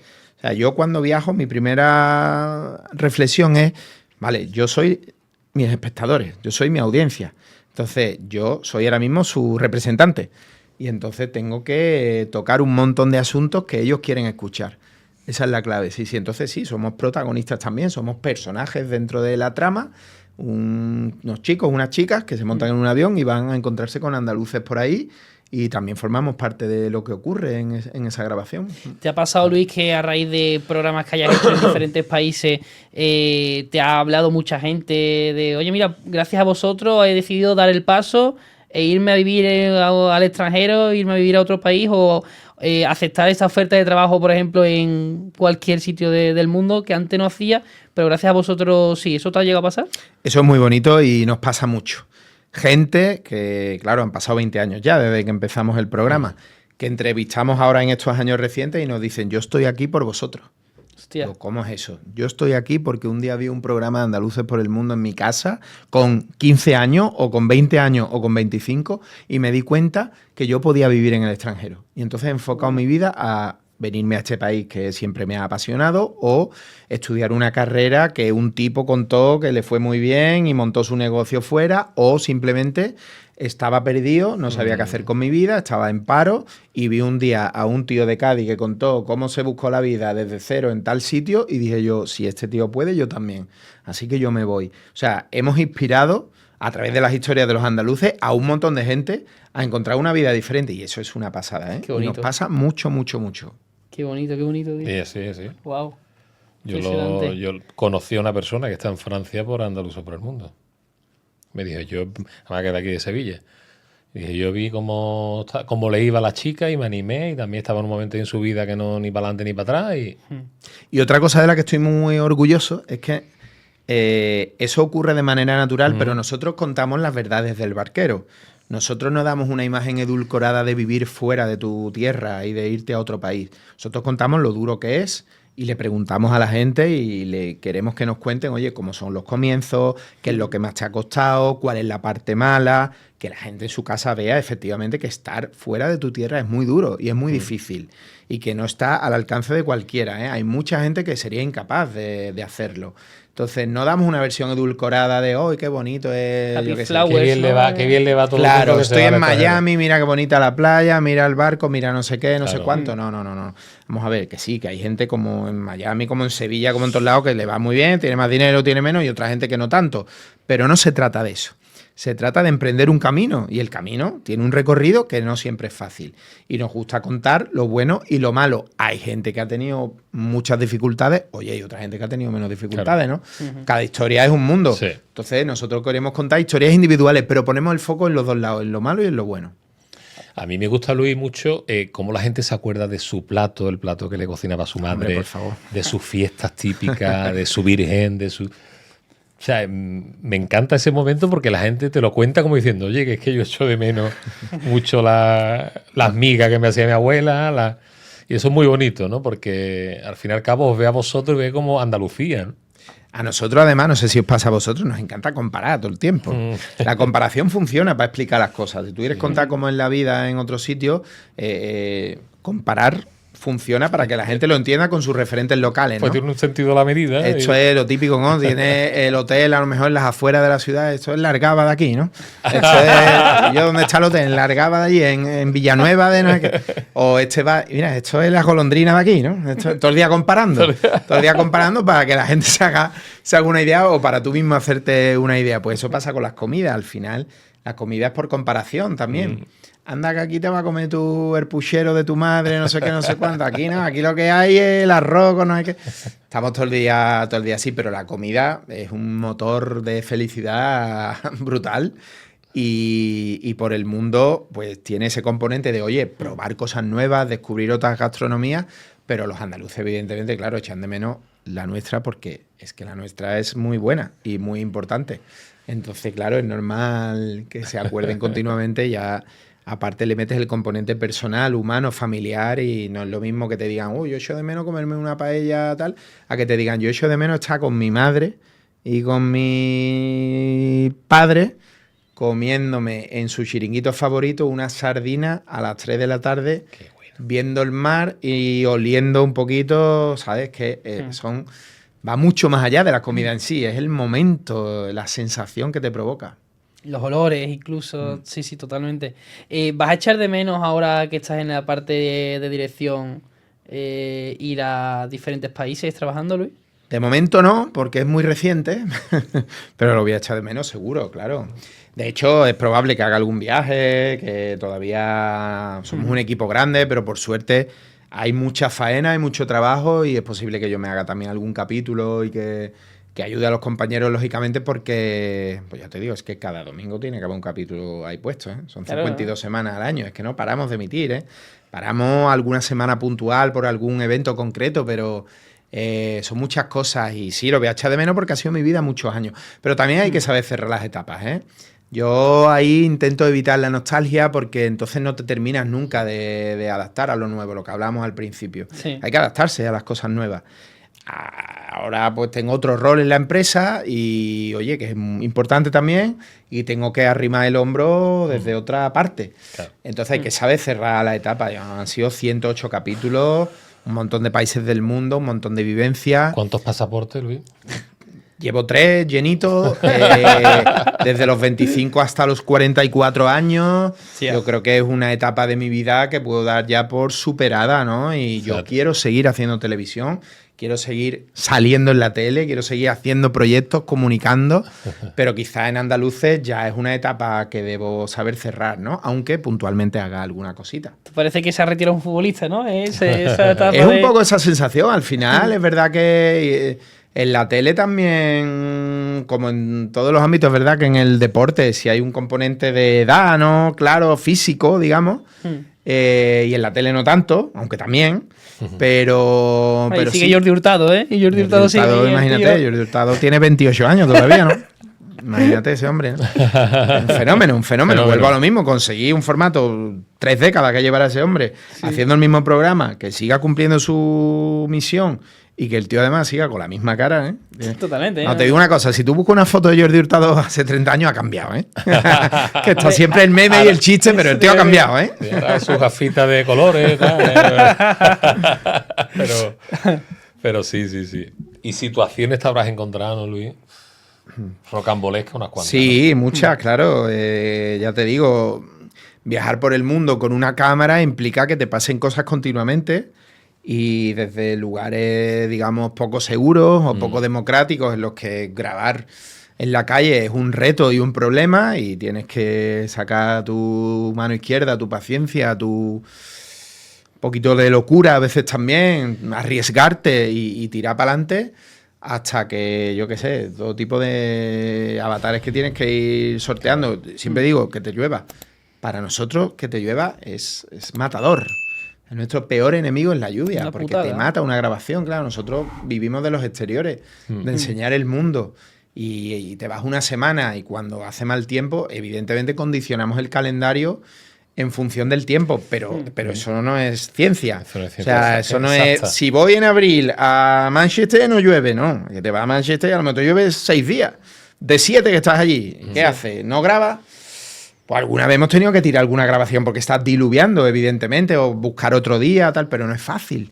No es fácil. Entonces, el tiempo es nuestro gran problema a veces. Esto es como las hermandades en Semana Santa, ¿no? Efectivamente, lo mismo es. Lo mismo es. Para tú con el pinganillo, a ver. Claro. A ver qué Salimos o no dice el salimos, hermano ¿no? mayor, si sale.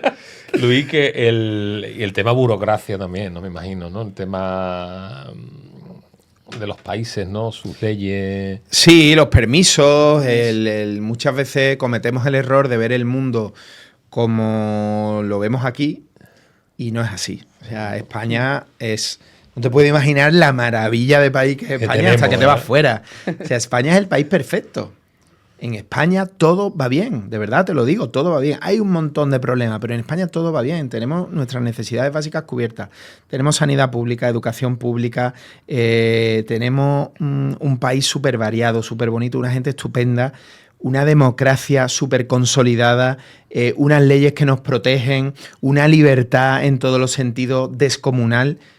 Entonces, cuando yo escucho ciertos comentarios sobre España, no, es que en España no puede... Tú te has ido a... Tú... ¿Vale? O sea...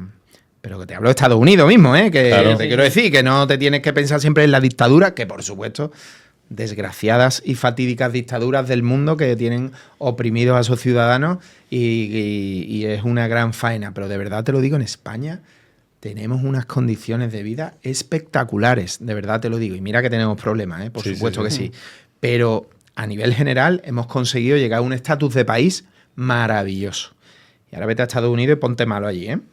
Claro. A ver quién lo paga. O vete a... ¿Qué te digo yo? A cualquier país africano y saca la cámara y ponte a grabar en la plaza principal de la ciudad. A ver cuánto tarda en llegar uno del ejército o uno de la policía a formarte un lío. ¿Te ha pasado eso? Ha pasado continuamente. Y tú con papeles y permisos de las embajadas, de las oficinas de turismo, de tal. Y saca eso en Angola. Saca el papel que tú quieras, en portugués, en el idioma que tú quieras. Claro. Y te dice el tío que no, que aquí mando yo, ¿sabes? Y eso en España no pasa. Vamos, en España ni en muchos otros países de Europa, lógicamente, ¿no? Donde la democracia. Entonces, el mundo es complejo y tienes que saber muy bien dónde estás y sobre todo cambiar de gafas. No puedes aplicar la lógica de nuestra cómoda vida en España a cómo se vive en otros países, ¿no? Entonces hay que ir con cuidadito y no frustrarte y preparar muy bien el terreno y saber dónde estás. Es que hasta para eso el español, todos somos tan antiguos en Occidente que sabemos hasta viajar a los sitios, ¿eh? Porque nosotros nos vamos... O sea, que muchas veces dicen, los españoles, qué escandalosos son, tal, no sé qué, no sé cuánto. Bendito Sí, escándalo, ¿verdad? Bendito escándalo, pero que después sabemos comportarnos en los sitios. Sí, hombre, además que yo no he visto una nación... Vamos, no he visto una nacionalidad que viaje más que el español o la española. Sí, ¿no? O sea, de verdad, no se puede viajar más que un español. A todos los sitios que voy del mundo me encuentro españoles. A todos. Antes, cuando yo empecé a viajar con el programa, te encontraba un alemán, te encontraba franceses, españoles ahora. Españoles, de verdad. No tengo datos, ¿vale? No puedo hacer una teoría científica, pero yo creo que somos el país que más viaja del mundo. Te lo digo así, ¿eh? Me lo estoy inventando, por supuesto, pero porque donde va de encuentro un español. Siempre. Y un siempre. andaluz incluso, ¿eh? Y andaluces, claro, se nos ve de lejos. Pero además tú a un español lo reconoces a 1 kilómetro. No lo has escuchado hablar. No sabe ni de qué color va vestido porque está muy lejos todavía. Pero tú ves al tío andar y dices tú, este es español. No sé por qué, tío. No sé por qué, pero ahí transmitimos algo con nuestros movimientos. Sí, tío, sí. Es muy curioso, porque los ves de lejos y dices tú, estos son españoles. Y afinas el oído y dices, míralo. Y dices tú, de Valladolid. Eso te voy a decir, que ya incluso claro. Conforme se van acercándose de donde. Y cuando es andaluz, ¿qué? Cuando es andaluz se le coge rápido. De hecho, te tengo que contar una anécdota que he estado con un amigo mío esta mañana que te saludó en Londres este verano. ¿Ah, sí? Sí. Digo, voy a grabar con Luis Márquez esta tarde. Dice, pues dile que yo no se acordará de mí, pero yo y mi vuelo saludamos por Londres. Es un friki de Londres, viaja mucho a Londres. Y... Me acordaría seguro, pero es verdad que, claro, ir a Londres en verano es como darte un paseo por el paseo marítimo de Bar de la Grana. Está toda Andalucía ahí metida haciendo el típico viajito y tal. Entonces es verdad que mucha gente nos saludó, porque por suerte el programa es muy conocido y la gente te ve grabando, te identifica rápido. Sí. Andaluces por el mundo, tal y cual. Y es verdad que mucha gente en Londres nos saludó, sí. Hostia. Cambia mucho, Luis, la forma de viajar trabajando que la forma de viajar de turista, cuando muchas veces te has ido de turismo. ¿Te ha entrado ese gusanillo de incluso de grabar un episodio? Sí, es una pequeña enfermedad, vamos. Cuando voy de turismo, cuando voy por ocio, voy con mi familia, voy donde sea, el chip del programa lo tengo puesto siempre. Es de formación profesional. Llegas a un sitio, qué buen totalito me grabaría yo aquí ahora, fíjate. Esto para un cierre de un reportaje perfecto, tío. O en este va, grabaría yo la comida, tal. Eso está ahí dando vueltas siempre, sí, bueno. ¿No? No te lo puedes quitar, ¿no? Y es bonito, hombre, es bonito. Es verdad que has aprendido a ver el mundo con unos ojos profesionales que luego cuando estás tú con tus ojos personales es muy difícil no contaminarte, ¿no? Pero es bonito porque al final nosotros hemos aprendido a sacarle belleza a todo en el programa. Hay sitios que no son bonitos. Claro. ¿Vale? O sea, no quiero decir ninguno ahora en concreto, pero... Dilo, no pasa nada. Bueno, te pongo un ejemplo. Ahora tengo una compañera que ha estado en Bulgaria, en una serie de ciudades del interior de Bulgaria. Y hay veces que digo yo, ¿cómo estamos grabando un programa en Haskovo, Bulgaria, o en Dimitrov, Bulgaria? ¿Dónde graba? Hay dos cosas. Entonces, o sea, el mérito, como bien hemos comentado, es como que... producto final está muy bien envuelto. Claro, tienes que ponerle mucha paciencia, mucho amor y evidentemente la historia personal en la que se lleva todo el protagonismo, lógicamente, y tal, y al final lo otro es un decorado, un escenario, pero claro, hay lugares del mundo que es que le hemos dado ya muchas vueltas que... Pero ahí quiero yo incidir porque ahí está la clave de, yo creo que incluso del programa, ¿no? Es decir, lo bonito y lo típico es irse a cualquier sitio, ¿no? De Francia, París, ¿no? Y tal, pero, o sea, irse a Bulgaria, a un pueblo perdido de Bulgaria, una ciudad perdida de Bulgaria que no tiene nada, y sacar un programa como lo sacáis, yo creo que eso es el digno de admirar, ¿no? Las audiencias además respaldan esta teoría. No siempre el sitio aparentemente más bonito funciona mejor de audiencia, ni mucho menos, ni el sitio más lejano, ni el sitio más exótico.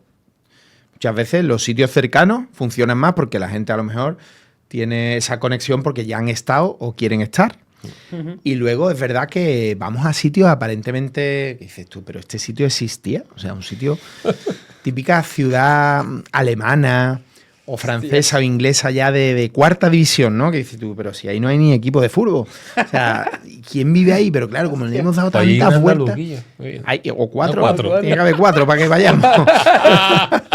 Mínimo 4. Pues hay gente y al final el sitio tiene sus curiosidades y sus cositas y aunque no sea ni el sitio más famoso ni el sitio más bonito, empaquetas un buen programa y ahora te da un 12 de share el domingo y dices tú, pero claro, te echas las manos a la cabeza de tú y yo que fuimos a Tailandia, al sitio turístico, tal, fuimos a Australia, tal y cual, y dio la mitad de audiencia.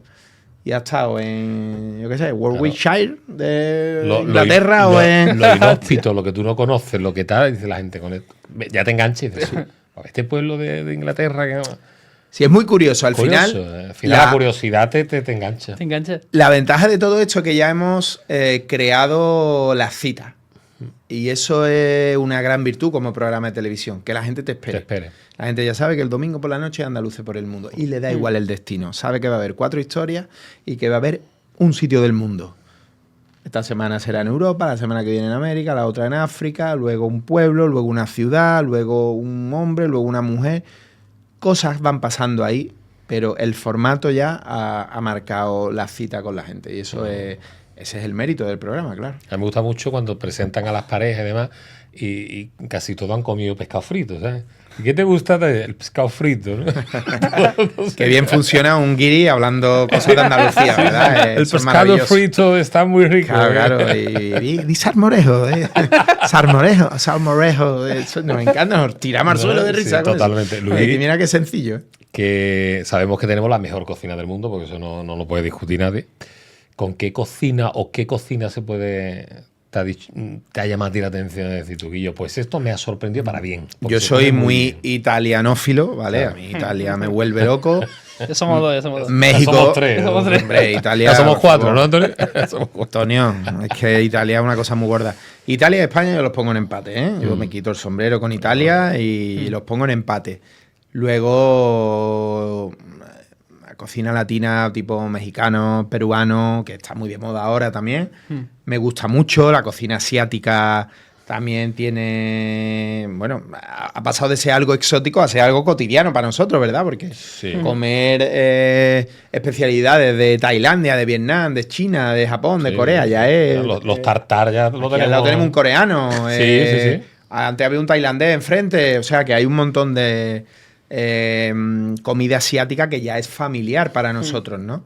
Entonces, sí que en cada rincón del mundo encuentra gastronomía, incluso en los sitios más recónditos o que tienen, bueno, que sé, cualquier país africano que dices tú, bueno, pues una gastronomía muy básica, evidentemente, de supervivencia, pero te preparan el arroz con el pollo, con una salsa concreta, que tal y cual, que dices tú, que yo te vuelve loco. Está buenísimo, ¿sabes? ¿Cuál te ha sorprendido más, Luis? Así para decir tú, bueno, pues... A mí los tacos mexicanos, típico del puestecito callejero de México, del barrio de tal, ¿no? Auténtico, cero turístico y tal, eso a mí me vuelve loco y además pagándolo a 50 céntimos. O sea, de hecho, que te come 17, dice tú me he gastado 8 euros, voy de aquí rodando, he probado sabores súper diferentes. Y sí, del taco mexicano de esto de barrio, esa noche mágica de repente que termina una grabación y acaba allí detrás del hotel, en un rincón, que te ves tú un puesto allí con 2 luces colgadas, te sientas allí en un pollete de madera. Tu coronita fresquita. Claro, tu pedazo de cerveza fría y venga taco allí, aquello. Y dices, pero que estamos viviendo una experiencia, ¿no? Qué bonito es eso, qué bonito. Hombre, así remata la faena, ¿no? Es que es muy bonito estar viajando, Luis lo sabe, por supuesto, tiene mucha experiencia. Pero que se junte todo eso, ¿no? El momento, la gastronomía, los sabores, los olores. Y diga, tú estoy en un momento idílico ahora mismo. No me cambiaba por nada del mundo. Y se provocan momentos muy bonitos. Yo recuerdo un momento precioso con una mujer en Jordania que llevaba 50 años viviendo en Jordania. Ahí seguirá. Fue la primera guía turística mujer en Jordania. Hostia. De Granada, de la provincia de Granada. Fuimos a Petra, una de las maravillas del mundo, un lugar mágico, épico, de película literal, una barbaridad de sitios. Fuimos además en el año 2021 sin turismo, todavía el COVID estaba castigándonos y apenas se viajaba. Entonces yo vi Petra con esa mujer y nadie más prácticamente. Y claro, preparando el reportaje y tal, le llevamos una maritoñi. No sé si sabéis lo que es una maritoñi, es un dulce muy popular en la zona de Granada. Es un pastelito antiguo. Y yo a esa mujer le llevé la maritoñi de sorpresa. Maritoñi cuesta 80 céntimos. La vendían en el Mercadona de Antequera, mi mujer es de Antequera, y allí lo encontré. En Sevilla no hay, pero de la parte más oriental de Andalucía sí la vendían. Y digo, está la maritoñi, tío, de Granada, típica. Yo le voy a llevar eso a esta mujer, tío, que seguro lleva 50 años allí, ¿no? Yo, qué momento más bonito, tío. Uno de los momentos más bonitos que he vivido yo en mi vida. Sacar la maritoña de esa mujer en Petra, en la puerta famosa de Petra, allí en el desierto, y darle la maritoña, los lagrimones que he hecho esa mujer, tío. O sea, los veo yo ahora mismo. Totalmente. No, a mí se me siguen poniendo. Ese vídeo, además, bueno, se compartió mucho, lógicamente, y tal, porque tenía tanta verdad. O sea, yo a esa mujer le hice así y le di su infancia. Qué bueno, Tachi. O sea, tiene valor eso, tío. Joder. Que ahora mismo a ti te hagan así con una varita y te digas, voy a revivir mi infancia. Eso hicimos con esa mujer, con el gesto tan sencillo de llevar un dulce, para que veas el poder que tiene la comida, con los recuerdos, con la historia personal de cada uno, con tu familia. Esa mujer rompió a llorar, tío. Una mujer dura, recia, que había vivido lo más grande de imagínate en Jordania, ¿eh? Mujer. Sitio calentito, mujer. Pues con esa Maritoñi se derrumbó, tío. Fue un momento mágico, bonito. Y ese es el poder de la televisión también, ¿no? El transmitir eso con un simple gesto, tío. Fue precioso. Así como seguimos ahora, tío. Que yo vas a ver, me traigo Maritoñi para vosotros. Está muy buena, ¿eh? Me imagino, Luis, que de historias de estas hay miles, ¿no? De hecho, es lo que te he dicho. Yo creo que al final se queda en el centro la historia y alrededor el conocer monumentos, historia, cultura. Las personas, tío. Al final se queda la persona y es lo bonito, ¿no? Porque tú al final te vuelves para Andalucía y esa persona se queda allí. ¿Qué historia, aparte la de la Maritoñi, te ha podido marcar más, Luis, que tú hayas dicho? A mí me marcó mucho ir a Palestina en el año 2010 y contar historias de andaluces allí, porque además todos tenían un perfil evidentemente muy social. Nadie se va a Palestina allí a emprender, claro. O en fin, por desgracia no es... Los habrá, ¿no? Pero bueno, es el territorio... Pero en ese momento también que estábamos... Idóneo, lógicamente. Entonces conocí muchas historias de palestinos que vivían en el campo, en la ciudad, en Jerusalén, en Ramallah, en Jericó, en un montón de sitios que tú llevas escuchando toda la vida, por la religión, evidentemente, claro. La historia del cristianismo, del judaísmo y del islam. Es la ciudad de las tres religiones, Jerusalén, ¿no? Pasa por ahí, aparte de todo el peso histórico y religioso que tiene, el peso del conflicto, ¿no? Por desgracia. Y la cantidad de historias humanas que pudimos contar en Palestina a mí me marcaron un montón. Yo no tenía ni 30 años, te hablo del año 2010. Y fue muy bonito, tío. Fue duro, pero fue bonito también el sentirte periodista en un sitio así, ¿no? El decir, yo tengo un altavoz ahora mismo para contar un montón de historias. Ahora, por desgracia, sabemos mucho de Palestina por todo lo que ha pasado en Gaza. Pero en aquella época no tanto. En aquella época sí, todo el mundo sabía que hay un conflicto ahí eterno, Israel, Palestina, todos los cambios que hay, bueno, a lo largo de la historia, en fin, un tema larguísimo. Pero es muy bonito, independientemente de si uno es más malo que otro, o quién empezó antes, o por qué ocurren las cosas, insisto, poner el foco en la persona. Contar la historia de Dunia, recuerdo, que era una chica nacida en Granada, andaluza, de padre palestino, que se volvieron a Palestina. Entonces ella es una andaluza, criada en Granada y tal, madre granaína, padre palestino, se vuelven allí. Y ese día, a mí con esa chavala, tío, yo viví una cosa rarísima, que es que yo estaba con ella en Jerusalén y su novio no podía estar con ella en Jerusalén.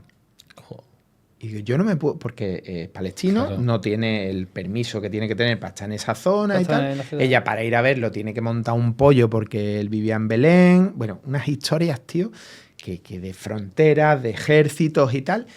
Pero yo la miraba y le decía, tía, yo es que no me creo que yo esté ahora mismo aquí contigo, que ayer estaba yo en Sevilla, y tu novio no puede estar aquí contigo.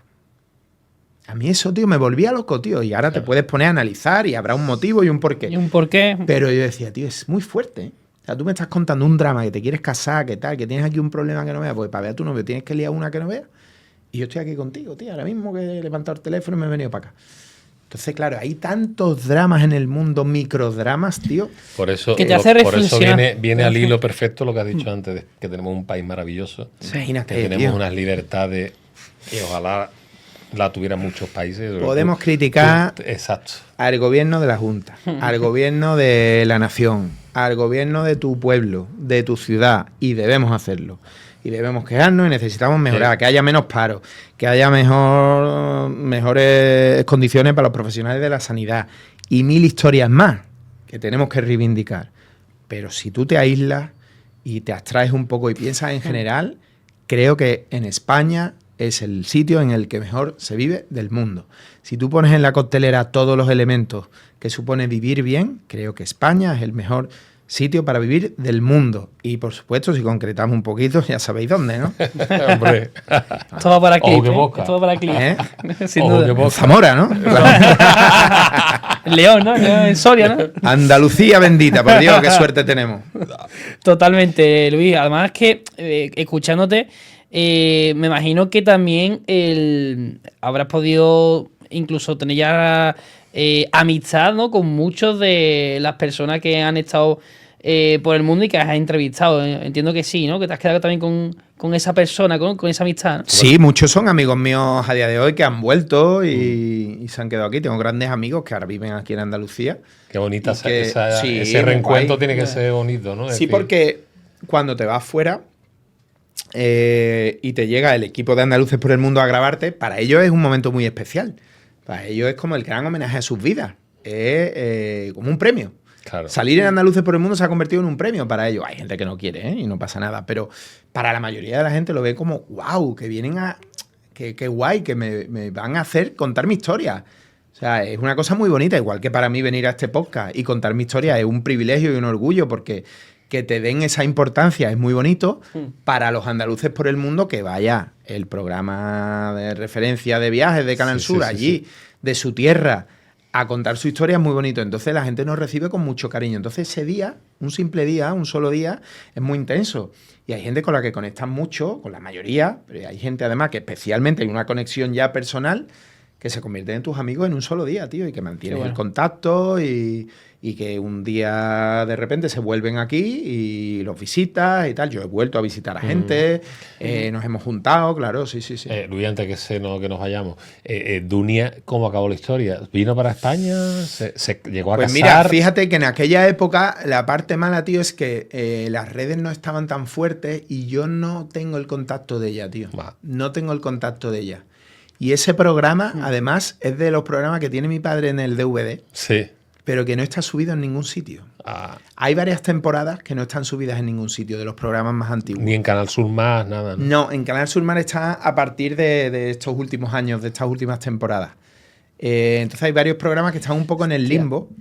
Y también tiene su magia eso. Sí, de mantenerlo en otro... Solo lo tienen algunos. ¿Te imaginas que, Luis, que sacamos este clip y conseguimos que Dunia se ponga aparezca, en tío? contacto? Me encantaría, porque además era una tía fabulosa, mágico, granaína, que nos contó su historia espectacularmente. Yo creo que tenía mi edad, más o menos.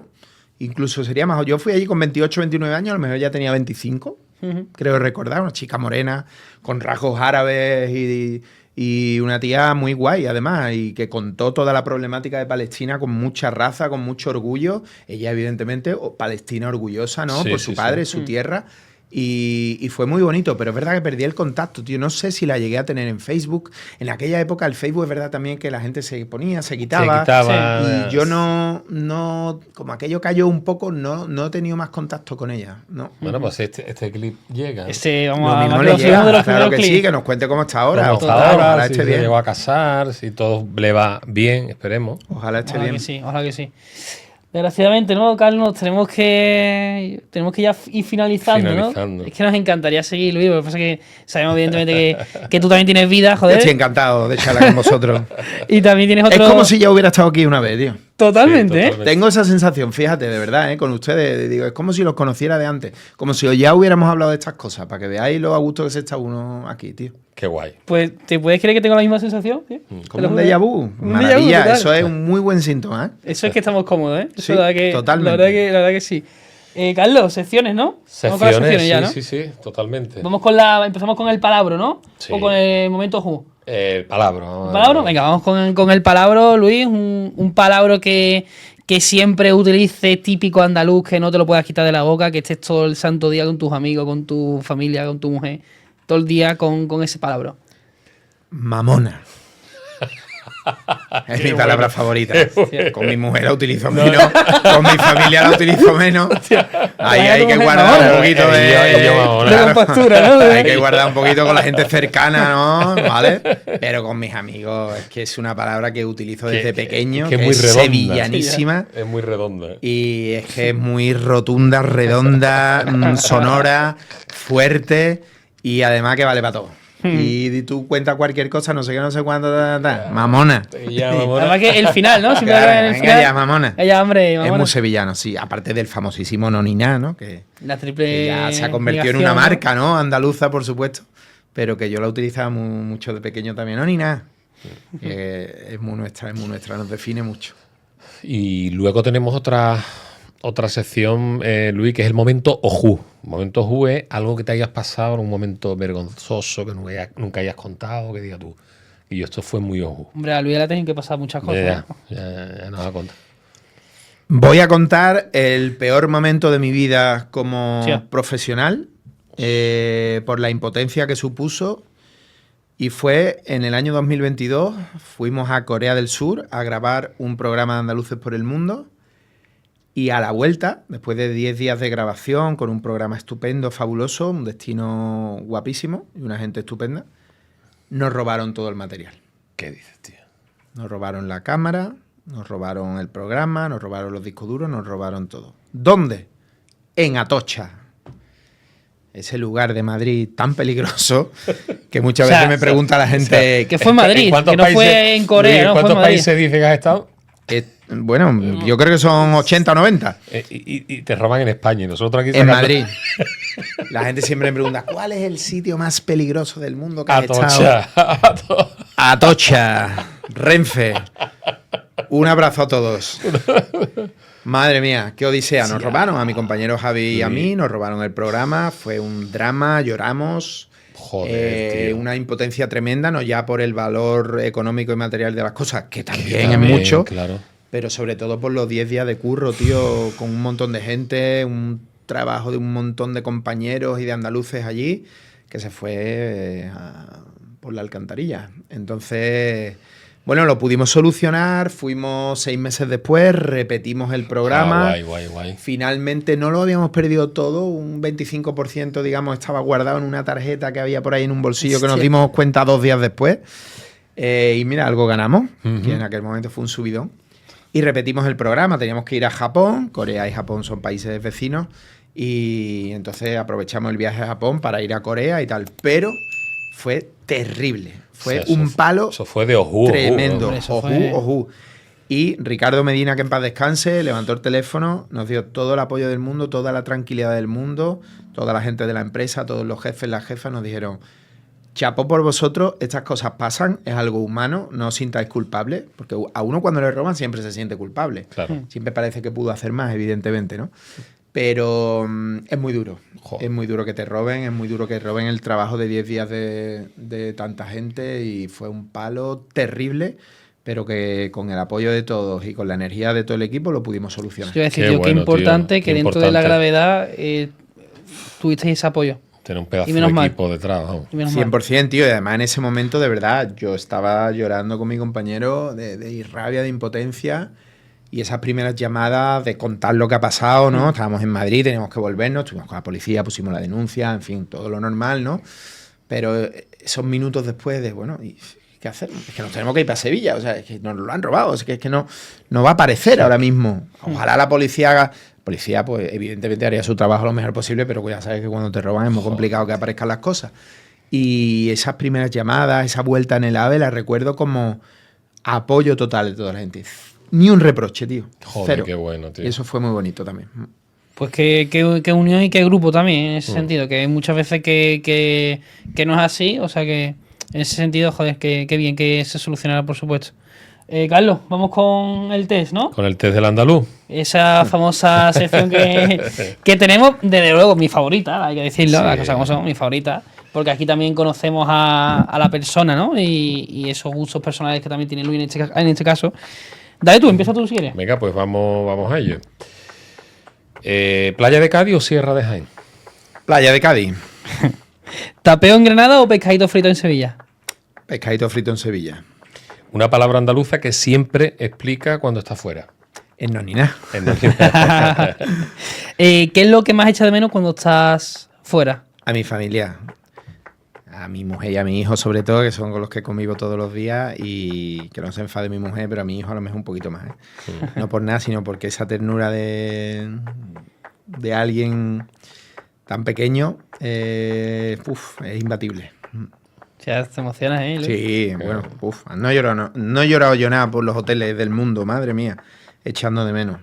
Es duro, ¿eh? ¿Cuántos años tiene tu hijo, Luis? Mi hijo va a cumplir 9 ahora, en enero, pero os lo dije antes, son muchas horas de soledad, Claro. muchos días que la mente te juega malas pasadas y muchas lágrimas, claro que sí. Luis, ¿has dicho alguna vez Illo en algún reportaje? Sí, sí, sí. Además, es verdad que cuando estoy con gente de Sevilla, Cádiz, que es un poco mi ámbito, ¿no? Gente de mi edad, gente así con la que conectan mucho, inconscientemente bajo el registro a muy coloquial y se te escapan los hillos y algún mamón a lo mejor también. En un reportaje. Luego hay ¿no? que editar, ¿eh? Pero en un reportaje dices, ¿sabes? Sí, sí, sí. Hostia. Vale, vale. A mí te cuentan una anécdota. Y yo. Espérate, ¿una ciudad extranjera donde te has sentido como en casa? Reykjavik, Islandia. Otro mundo, nada que ver con esto, pero mi país favorito es Islandia. Tuve la suerte de vivir allí 4 meses. Reykjavik fue mi casa, viví unas experiencias maravillosas y amo ese país. O sea, no sabía que había vivido allí en Islandia, tío. Sí, ahí le pedí matrimonio a mi mujer el verano pasado. Hostia. Ahí estuve 4 meses viviendo, ahí he vuelto 4, 5, 6 veces y es un país maravilloso, único, diferente, especial, que ahora está muy de moda. Va mucha gente de turismo porque es una verdadera pasada. No tiene nada que ver con Andalucía, ¿no? Islandia, ¿no? Nada. Hay personas. Es lo único que se parece. Pero un poco más. ¿Qué comida extranjera cambiarías por un buen salmorejo? Yo creo que ya no lo ha dicho antes, ¿no? El salmorejo está muy bueno, tío. Que el samorejo es especial. Y una buena pizza, tío. Una buena pizza napolitana. Está la romana, la base más crujiente, la napolitana se deshace un poquito más, un poco más difícil de comer, pero cuando tú vas a Nápoles, esa pedazo de pizza que la inventaron ellos y te la ponen en el sitio, dices tú, ¡guau! Qué maravilla. ¡Qué espectáculo! Se nota que te gusta Italia, ¿eh? Nos vamos a llamar Sacali, ¿eh? Después de que... Sí.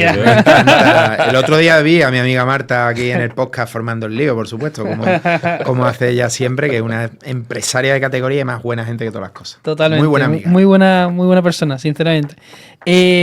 ¿Manzanilla o cerveza fresquita, Luis? ¿En qué te queda?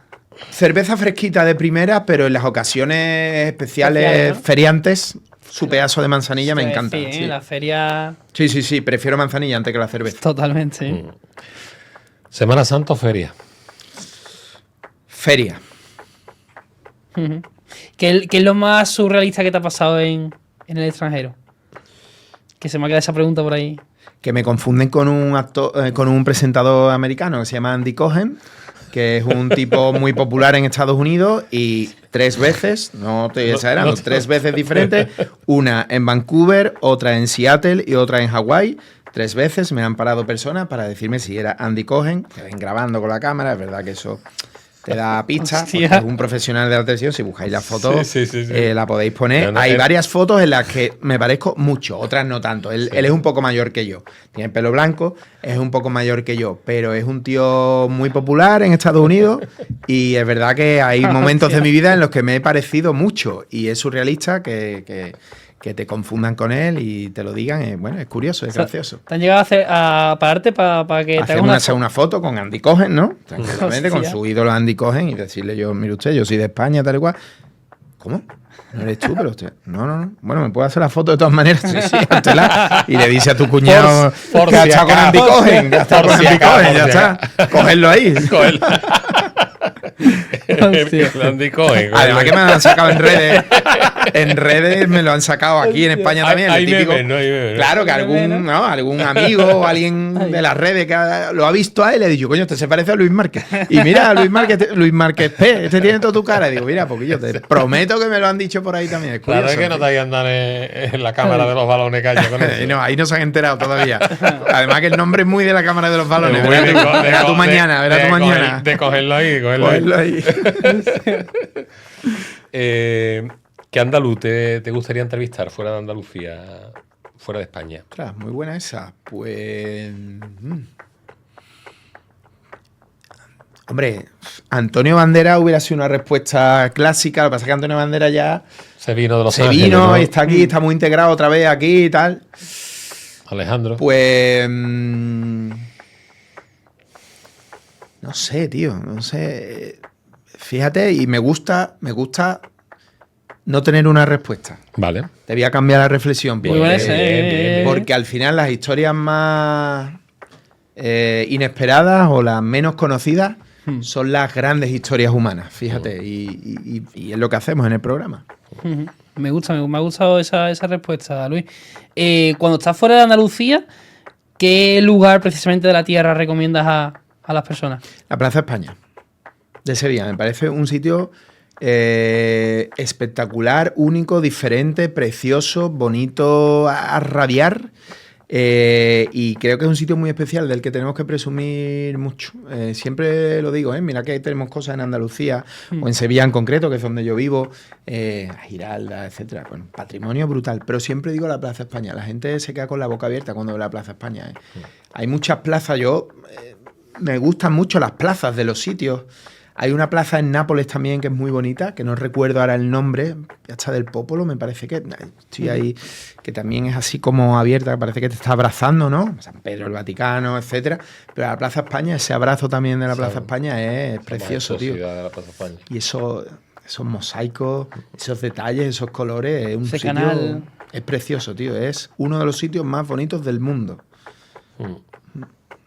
Ya para finalizar, Luis, tú que has ido a buscar Andalucía fuera de España, para Luis Márquez, Andalucía es casa, tierra, privilegio, honor, orgullo, familia, felicidad, alegría, sudor, lágrimas, trabajo y un lugar maravilloso y único en el planeta. El mejor de todos. No hay mejor final. No hay mejor final. Hombre, está bonita, ¿no? Digo como pregunta que... Sí. Hombre, es que... ¿Cómo te la has pasado, Luis? Es enorme, tío. Invitarme otro día. Mira, ya que estamos tan cerquita, nos vamos Ya. nosotros un Ya, día ya. al hacer y después... Mira, desde aquí os digo y lanzo mi compromiso que os invito formalmente a que os vengáis al No Puede Ser, Sí. nuestro pedazo de programa de la SER que tenemos de lunes a jueves de 7 a 8, para que como representantes de Ojuque Podcast nos Sí, vengáis a ojalá, contar nuestro encantadísimo. proyecto. Ahora en enero, cuando arranquemos otra vez con las grabaciones, hablo con Alberto, el productor, para que os cuadre y Perfecto. os deis un saltito y echemos ahí un ratito en la radio y nos contéis Maravilloso. qué es comunicar para vosotros y nos habléis de vuestro proyecto, que es muy interesante y muy bueno. Guau, pues, encantado. Hecho, Te me cojo devolvéis la por visita, ¿no? Sí, hombre, por 100%. favor. ¿Eh? Queda grabado, Luis, queda grabado, Grábalo bien esto, ¿eh? Esto queda ya grabado, ¿eh? Esto queda grabado. Por supuesto Bueno. que sí. En enero os venís, tío. Muchísimas Luis, gracias, Luis. muchísimas gracias por la verdad te lo invitación. digo, ¿eh? 2 días para acabar el año. Te deseamos lo mejor que ya. Feliz sabemos. año nuevo, ¿no? Feliz Ya se año. dice, ¿no? Se me, Ya había, se puede se me decir, había ¿no? olvidado, Sí. se me había olvidado que estamos ya 2 días ya. Fíjate si me encanta la Y entrevista. Y además, Ya. ¿hasta ¿Cómo pasa cuándo- el tiempo, eh? Eso es mucho de Totalmente, vuestro total. programa. ¿Hasta cuándo se dice el feliz año? Sí, yo creo que hasta Reyes ya prácticamente no es oficial, ¿no? Hasta el 10 de Feliz enero, año. sí. A partir de Reyes desagradable ya, ¿eh? A 7 de enero no me digas feliz año, tío. Estoy cambiando el chip, me estoy olvidando de la Navidad. Hay que aquello, por pensar ya favor. en el fallo que empieza el día 11. Eso es, estamos ya hasta el bizcocho ya en preliminares. Hombre, que por favor. Vamos a llevarnos bien. Familia, ha sido un placer, de verdad, que sigáis Muchísimas con el gracias, proyecto Luis. mucho tiempo, porque además, independientemente que yo me lo he pasado muy bien, os sigo, os veo, consumo vuestro contenido y hacéis que la gente saque lo mejor de sí mismo en este sillón. Así que es una maravilla lo que hacéis. Enhorabuena. Muchas gracias. Muchas gracias, Luis. amigo. A vosotros. Un abrazo. Gracias.